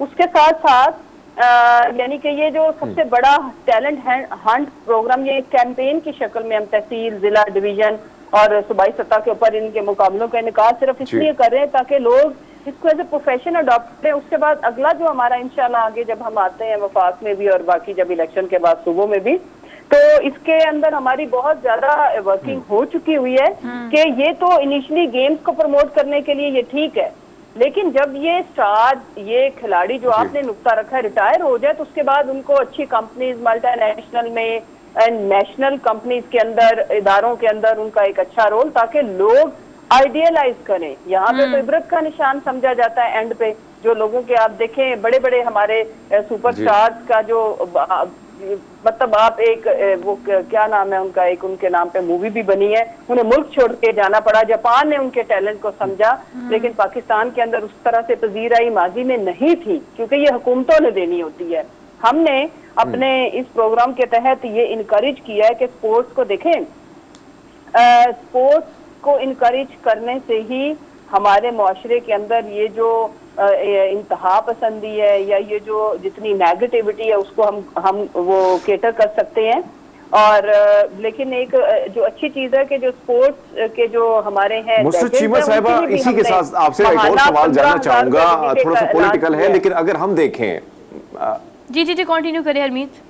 चीमा साहिबा, आपने बहुत अच्छा प्रोग्राम शुरू किया, हम इसकी तारीफ भी करते हैं, लेकिन अक्सर ये होता है कि अगर आज तो आपकी गवर्नमेंट है और जैसे आप उम्मीद रखते हैं कि गवर्नमेंट आपकी नेक्स्ट भी आपकी आने वाली है, लेकिन ऐसा होता है कि जब कोई प्रोग्राम, एक अच्छा प्रोग्राम भी शुरू हो जाता है, लेकिन जब कोई दूसरी गवर्नमेंट आती है तो उसको उसी तरह बरकरार नहीं रख पाती, जिससे जितने भी लोग हैं जो जिस टैलेंट की आप बात करती तो वो मायूस हो जाते हैं, वो कुछ करना चाहते हैं इस मुल्क के लिए, लेकिन मायूसी जो है उनको अपने घेरे में ले लेती है। I agree. देखिए पाकिस्तान के अंदर यही तो मसला है कि कोई भी अच्छा मंसूबा जो माजी में किसी ने किया तो आने वाली गवर्नमेंट इतनी इनसिक्योर होती है कि वो ये रिवायत है कि वो अच्छे फलाह के जो मंसूबे उनको ख़त्म कर देते हैं। लेकिन मैं ये कहना चाहती हूँ कि इसके ऊपर एक्शन प्लान के तौर पर हमें इसे लेना चाहिए कि जो अवाम, गरीब अवाम की फलाह बहबूद के जो मंसूबे हैं उनमें छेड़खानी ना की जाए। स्पेशली स्पोर्ट्स हो गई, मसलन अभी देखे ना कि हमने 15,000 रुपए महाना जो लेजेंड्स हैं उनके लिए भी वजीफा मुकर्रर किया है। जो वफात पा जाने वाले खिलाड़ी हैं उनके खानदानों की माली इमदाद के लिए भी फंड्स का इजरा कर रहे हैं। ये बहुत अच्छी चीज है, ये ऐसी चीज है जो इनकरेज करेगी लोगों को आने में, और वरना तो पेरेंट्स खुद डिस्करेज कर रहे होते हैं। एक बच्चे के अंदर टैलेंट होता है तो बाद में उसको मतलब डिस्करेज ही किया जाता है कि एंड अच्छा नहीं होता। तो ये इस चीज को परवान चढ़ाने के लिए ये हमेशा रियासत और हुकूमत ही फंड्स खर्च करती है, जो कि माजी में नहीं होता रहा। एक एक करके हमारी जो गेम्स अच्छी भी थी वो ज़बू हाली का शिकार हुई क्योंकि हमने उनको लुक आफ्टर नहीं किया। अब हमारा इरादा ये है कि इसको हम आगे लेके जाएं और इंशाल्लाह हमारी विल है, इंशाल्लाह अल्लाह ताला उसमें कामयाबी भी देगा। लेकिन हमें उसके लिए बहुत सारे मंसूबे हैं, जैसे फ्यूचरिस्टिक प्लानिंग जितनी भी है। आप देखें ना कि बाकी मुआशरे जो हमसे आगे हैं या फर्स्ट वर्ल्ड टू, उनको फर्स्ट वर्ल्ड कहा जाता है, वो अगले 50 सालों की मंसूबा बंदी कर रहे होते हैं। तो किसी भी जिस मुल्क की 60% population, more than 60% population youth पे मुश्तमिल हो, तो वहाँ पे मुझे ये बताएं कि उनको इंगेज करना, उनके लिए प्लानिंग ना करना, तो गेम्स तो नंबर 1 पे आती है। तो ये कितनी जुल्म और जाति की बात है। लेकिन अच्छा मुसरत साहिबा, ये कहिएगा कि चलें इस फंड की तो हम बात कर लेते हैं, टैलेंट हंट की हमने बात कर ली, ये एक्टिविटी जो फंड मिला है उसके थ्रू आप क्या क्या करना चाहती हैं वो काफ़ी विजन क्लियर है आपका, लेकिन ग्राउंड रियलिटी इज़ कि हम फेडरेशंस की बात करें, वो हॉकी की हो, फुटबॉल की हो, क्रिकेट की हो, बहुत बड़ी तादाद में हमारे पास हैं, लेकिन वहाँ सियासत इतनी ज़्यादा है कि वहाँ से ही प्रोडक्शन सही नहीं होती। आगे तो बच्चे तब जाएंगे ना इंटरनेशनल या नेशनल या फिर सूबाई लेवल पर, जब ये जो आपके छोटे छोटे इदारे हैं ये अच्छा काम करेंगे। इनको बेहतर करने के लिए क्या पॉलिसी, और आप क्या समझती है कि इस प्रोजेक्ट के थ्रू इनको कैसे ड्राइव में लेके आया जा सकता है? जी, ये मैं अर्ज करती हूँ, आपने बहुत अच्छी बात की है कि पाकिस्तान के अंदर अनफॉर्चुनेटली कुछ चीज़ों को, कुछ डिपार्टमेंट्स को पोलिटिसाइज नहीं किया जाना चाहिए, लेकिन पाकिस्तान के अंदर ये जो मेरिट के अगेंस्ट जाके तकर्री करना और प्रोफेशनल जहाँ पे होने चाहिए वहाँ पे भी मनपसंद लोगों को लेके आना, उसी से ही फिर तबाही और बर्बादी आती है। मुझे ये बताएं, मैं एक रिसेंट पास्ट में भी, आजकल में एक बहुत हॉट टॉपिक है, कहाँ रमीज राजा और कहाँ एक सहाफ़ी, जो कि सहाफ़ी भी नहीं है। तो जब इस तरह से आप भर्तियां करते हैं तो गेम्स ने फिर तबाह होना ही होना है, वो कोई भी डिपार्टमेंट हो। सो इसलिए प्रोफेशनल, कॉम्पिटेंट एंड मेरिट अगर गेम्स में देखें, गेम्स हमारी क्यों तबाह हुई? सबसे पहले ये कि गेम्स के अंदर मेरिट नहीं होएगा तो वो तबाह होनी है, वहाँ पे परफॉर्मेंस नहीं आ सकती कि हम अपने मनपसंद लोगों को, हम लोगों को अकोमोडेट करने के लिए, फैसिलिटेट करने के लिए जब ये हरकतें करेंगे तो फिर यही वजह हुई ना कि हमारी गेम्स आहिस्ता आहिस्ता जिस तरह से तबाह हुई। सो इम्पोर्टेंट चीज ये है कि सबसे पहले इस चीज को पॉलिटिक्स से ऊपर देखा जाना चाहिए, और उसमें आपके पास 1 करोड़ और जगहें हैं इदारे तबाह बर्बाद करने के लिए। गेम्स को अगर छोड़ दिया जाए और उसको टोटल प्रोफेशनल और कॉम्पिटेंट मेरिट के ऊपर जब हम उनके हेड्स लाएंगे तो उससे फिर बेहतरी आने के भी उतने ही चांसेस हैं। और अगर नहीं तो फिर आप देख लें कि अभी यानी कि रमीज राजा साहब की जगह पे जिस शख्सियत को चुना गया है, अब नजम सेठी और रमीज राजा कोई कंपैरिजन नहीं बनता। बहरहाल हमारे वतन अजीज में ये तजर्बात होते रहे हैं जो हमने भुगता और आज भी भुगत रहे हैं। भाई मेहरबानी, बहुत शुक्रिया आपका। बहुत शुक्रिया, thank you so much for being there. हमें ब्रेक लेनी है, एक क्विक ब्रेक लेनी है, क्विक ब्रेक लेके वापस आते हैं। देखते रहिए प्रोग्राम जिसे हम कहते हैं good morning public. Welcome back after the break. So basically हमेशा मैं आपसे कहती हूँ we are done with the show for today, but now we are done with the year for today. तो आज जो है ना हमने आपसे बात करनी है द क्वेश्चन मार्क इज कि 2023 कैसा होगा, और ये सवाल आप समेत मुझ समेत हर किसी के दिमाग में है, लेकिन हमने सोचा कि आपको प्रोडिक्शन के थ्रू थोड़ा सा बता देते हैं कि आपका जनाब 2023 कैसा रहेगा। और इसके लिए वन एंड ओनली हमारे साथ मौजूद खान साहब मौजूद हैं, एस्ट्रोलॉजिस्ट हैं और बड़ा उनकी ग्रिप है सितारों पर, आपको बताना है कि आपका साल कैसे गुजरेगा। तो आपको आज के शो में वेलकम कहते हैं। अस्सलाम वालेकुम सर एडवांस में हैप्पी न्यू ईयर। अच्छा सर, और ये भी एक लकीली है कि जो 1 जनवरी है यही मेरी डेट ऑफ बर्थ भी है। वाह वाह सर, ये खुशकिस्मती, न्यू ईयर भी मनाएंगे, बर्थडे भी मनाएंगे, और मेरे बर्थडे सारी दुनिया मनाती है। माशाल्लाह माशाल्लाह, ये बड़ी बात अच्छा है। ये फरमाइए, मतलब ये 2022 के बारे में बात करें, बड़ा मुश्किल साल मुश्किल गुजरा है। था, और सियासतदानों के लिए भी और मुल्क के लिए भी, मईशत के लिए भी।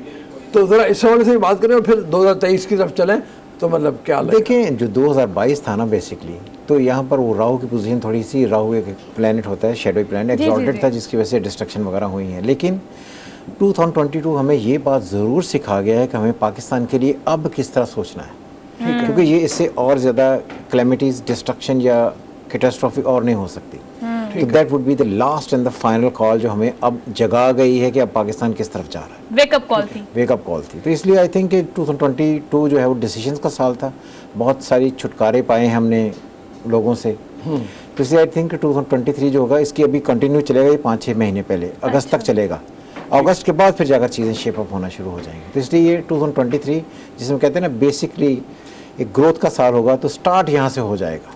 चलिए, पाकिस्तान के मुस्तकबिल की तो हमने बात कर ली, लेकिन हमारे व्यूवर्स आपका इंतजार भी काफ़ी देर से कर रहे थे। अब हम 1 बाय 1 ज़रा होरोस्कोप पे चलते हैं, 1 जनवरी से लेके टिल दिसंबर, कि हम 1 by 1 for example Leo, Sagittarius, Virgo, कि आपका आने वाला साल कैसा गुजरेगा ताकि लोग रिलेट कर सकें। एस्ट्रोलॉजी जो है ना, एस्ट्रोलॉजी इसका मंथ स्टार्ट हुआ 21 अप्रैल से बेसिकली, मगर हम इसको दिसंबर से स्टार्ट करते हैं क्योंकि 22 जनवरी तक जो होगा ये कैप्रिकॉर्नियन है।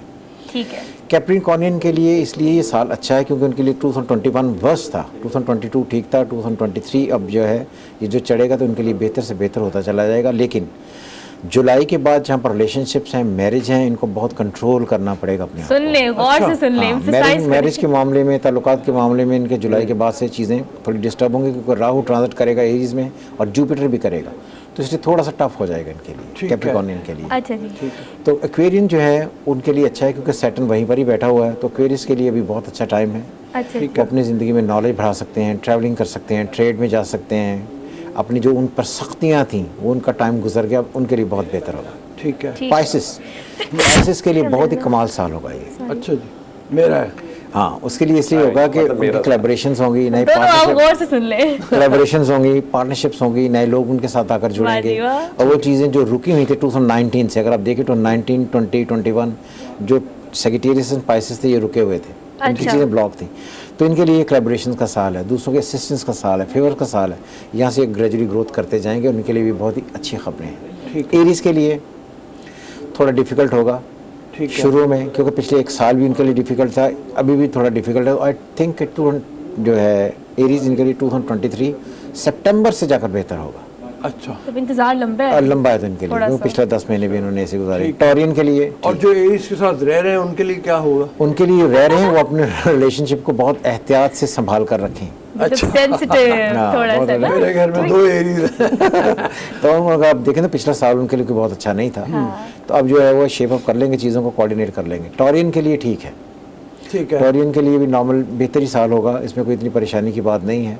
ठीक है। इनकी ज़िंदगी में आहिस्ता आहिस्ता जो ग्रोथ होती चली जाएगी। जो सबसे बेस्ट इस साल रहेंगे वो रहेंगे लियोस, एरीज और कहीं ना कहीं पाइसिस, मगर ये एंड पे जाके चीज़ें यहाँ पर शेप होंगी। जेमिनाई के लिए हमेशा ठीक रहता है, जेमिनाई के लिए भी कोई बहुत परेशानी की बात नहीं। जेमिनाइज जो हैं उनके लिए बेहतर है, कारोबारी एतबार से बेहतर है, डोमेस्टिक लाइफ बेहतर है, पर्सनल लाइफ बेहतर है, इमोशनली बेहतर है, स्टेटस, ऑनर, मीडिया स्पेशली, क्योंकि मीडिया इज कम्युनिकेशन, जेमिनाई, तो मीडिया के लिए ये साल बहुत अच्छा होगा। ठीक है। कंसेरियन का कहीं ना कहीं फिर फंसने का थोड़ा सा चांस होगा। अच्छा, इसलिए वो लड़कियां जो बहनों में सबसे पहली हैं या किसी भी ऐसी तरीके से ओहदों में बड़ी हैं, उनके लिए थोड़ी सी मुश्किलात आएंगी। माओं के लिए डिफ़िकल्ट साल होगा, इसलिए अगर माएँ अपने आप को संभाल कर रखें ताकि उनके बच्चों की तरबियत अच्छे तरीके से कर सकें, तो इसलिए कंसेरियन के लिए डिफ़िकल्ट होगा। ठीक है। लियोस के लिए एक्स्ट्राऑर्डिनरी साल। Oh my god, I am ready sir, I am ready for 2023। मैंने प्रोग्राम के आगाज में कहा था I am gonna share some very good news with you guys. अगर आप देखें तो जो पिछला टाइम गुजरा है अनफॉर्चुनेटली काफ़ी सारे फंसे हुए थे sir, too much difficult. Oh my God. तो लियोस के लिए मैरिजेस, कोलैबोरेशंस, मीडिया में प्रमोशंस, लोगों की assistance in favour, trade, foreign education, इसमें बेहतर से बेहतर होगा। जो चाहते थे ना कि किसी न किसी के साथ जाकर उनके साथ जाकर लोग जुड़े और उनको प्रतियोगिता कर दें, ठीक हो जाएगा। मेहंदी लगाने का ना हरी झंडी, लाल झंडी, हर झंडी जो है ना वो एक्टिव है लियोस की इस पूरे साल में, क्योंकि we have waited for so long sir. देखिए इसलिए पाकिस्तान भी लियो है ना। तो अगर आप देखें तो पाकिस्तान की जो प्लानिटरी कंडीशन तब थी, तो मैंने ये इसलिए कहा था कि मोस्ट डिस्ट्रक्शन जो होनी थी वो हो गई। अच्छा, तो अब ये चीज़ें आहिस्ता आहिस्ता बढ़ती जाएंगी। ठीक है। वर्गो तो जेमिनाई एक ही बात है, इनके प्लानिटरी कंडीशन, मरकरी इनका लॉर्ड है, ये भी ठीक ही रहेंगे। लिब्रा के लिए एक्स्ट्राऑर्डिनरी होगा। Leos connected to Libra now. उसकी वजह है कि लिब्रा का लॉर्ड वीनस आपकी पोजीशन जो है वो बेहतर होने जा रही है, तो आई थिंक लिब्रा के लिए भी कहीं ना कहीं बेहतर हो जाएगा। ठीक है। स्कॉर्पियो का लॉर्ड है मार्स, तो इस वक्त जो है वो राहु और जुपिटर एरीज में आएंगे, मार्स के अपने ही घर में आएंगे, तो एरीज को और स्कॉर्पियो को थोड़ा ध्यान रखना होगा शुरू के 6-7 महीने, लेकिन जब ये साल एंड होगा तो बेहतर होता चला जाएगा। अच्छा, सेजिटेरियस अच्छा साल है उनके लिए। ठीक है। बहुत बेहतर होगा क्योंकि सेजिटेरियस एरीज से 9th हाउस है। उनके लिए भी ट्रांजैक्शंस होंगी, फॉरेन ट्रैवलिंग होगी, असिस्टेंस होगी, कोलैबोरेशंस होगी, जिनके बच्चे नहीं पढ़ रहे थे वो पढ़ जाएंगे, जो फॉरेन एजुकेशन लेना चाहते थे जहाँ पर वो प्रॉब्लम्स थी वो सारी ठीक हो जाएंगी। तो आई थिंक एरीज के लिए एक्स्ट्राऑर्डिनरी साल होने जा रहा है। अच्छा एक्वेरियस के बाद, एरीज के बाद फिर टॉरस। टॉरस। या टॉरिन भी हमने पहले पढ़ ली हैं, तो आई थिंक कि ये it's complete, it's almost complete. थोड़ा ओवरव्यू जो आपने दिया 2023 का, दैट इज रियली गुड। थोड़े से अलार्मिंग सिचुएशंस है पाजी, आपके हॉरोस्कोप के बारे में दोबारा से पूछ लेते हैं, because we want something very, film आ रही है पाजी की और बड़ा टेरिस साल होने वाला है 2023। कुछ पूछना चाहते हैं आप पाजी? अच्छा, जिस तरह आपने जिक्र किया, हम तो जाहिर बात है कि एक सियासी, इससे हम हट नहीं सकते। ये टॉपिक जो देखने वाले उनको भी बड़ा पसंद होता है, खासकर इस वक्त एक जिस लीडर की व्यूअरशिप है वो है खान साहब, तो उसको आप कैसे देखते हैं? 2022 बड़ा मुश्किल उसके लिए गुजरा, देखिए क्या लगता है 2023 का? मैंने एक वीडियो भी बनाई थी, इमरान खान साहब जो हैं, इनके जो पहले तो date of birth confuse date of birth है। इन्होंने पहले कहा था, कहते रहे सारी ज़िंदगी कि मैं सेक्रेटेरियस हूँ। फिर जब ये इलेक्शंस आने लगे तो उन्होंने कहा नहीं मैं सेक्रेटेरियस नहीं हूँ, मैं लिब्रा हूँ। तो जो इनकी ज़िंदगी से ज़्यादा मैच खाता है वो लिब्रा वाला ही हॉरोस्कोप है। तो ये अगर इनकी यही डेट ऑफ बर्थ जो उन्होंने बताई है, अगर मुझे मान लें तो उनके लिए कोई अच्छा टाइम नहीं है। तो आई थिंक जो आगे टाइम चलेगा, ये पिछला भी चल रहा है, तो उनके लिए सियासत में कायम रहना, टिके रहना और सॉलिड होकर टिके रहना डिफ़िकल्ट होगा। तो आई थिंक मुझे लगता है कि डिफ़िकल्ट होगा इमरान खान के लिए। शायद अगला जब इलेक्शन हो तो शायद इमरान खान उसमें पार्टिसिपेट ना करें या ना कर पाएँ या ना करने दिया जाए या ना हो सके, कुछ ऐसा होगा। नवाज शरीफ साहब का हॉरोस्कोप बता दें। उनका हॉरोस्कोप वैसे ही जैसे है पहले, वो जब पीछे हैं पीछे ही रहेंगे। और ये बात भी याद रही कि उनकी 25 दिसंबर जो डेट ऑफ बर्थ उन्होंने की है, ये घड़ी हुई डेट ऑफ बर्थ है, ये ठीक डेट ऑफ बर्थ नहीं है, क्राफ्टेड डेट ऑफ बर्थ। अच्छा सर, 2023 में देखिए पॉलिटिकल पर्सनालिटीज़ की बात हो रही है, तो चले सीधा लोगों की हम बात कर लेते हैं। मरीम नवाज का मुस्तकबिल आप क्या देख रहे हैं सियासत 2023 में? अभी जो उनका हॉरोस्कोप है, उनको बहुत ज़्यादा फेवर नहीं कर रहा है कि वो इस एतबार से कि वो आकर कोई प्राइम मिनिस्टरशिप की कोई डेजिग्नेशन या सीट हासिल कर ले, ये नहीं होगा। तो इसलिए जैसे वो चल रही हैं वो ऐसी चलती रहें। वैसे भी उनका जो चार्ट है उसमें एक होता है कि अर्नड स्टेटस है, जब आप पॉलिटिकली बहुत एक्टिव होकर वो चीज़ हासिल करते हैं। जी। एक होता है गिवन स्टेटस कि आपको डेजिग्नेशन दे दिया गया, तो उनके चार्ट में गिवन स्टेटस के चांसेस ज़्यादा हैं बनस्बत इसके कि वो अर्नड स्टेटस हासिल करें। वाजिम साहब, thank you so much and best of luck from good morning public. कि आपका भी नया साल, हरमीत पाजी का नया साल, मेरा नया साल और आप सबका नया साल बहुत ही अच्छा शुरू हो। प्रेडिक्शंस हमने आपको बता दी, लेकिन उसके बावजूद भी नीयत अच्छी करें, ऑप्टिमिस्ट होके try to enter yourself in 2023, तो इंशाल्लाह चीज़ें बेहतर होंगी। साल का आखिरी शो, अपना बहुत सारा ख्याल रखें, अच्छी नेक तमन्नाओं के साथ नए साल का आगाज़ करें। हमें दीजिए इजाज़त, अपने साल में यानी अगले साल में मुलाकात होगी। अपना ख्याल रखें, अल्लाह हाफ़िज़।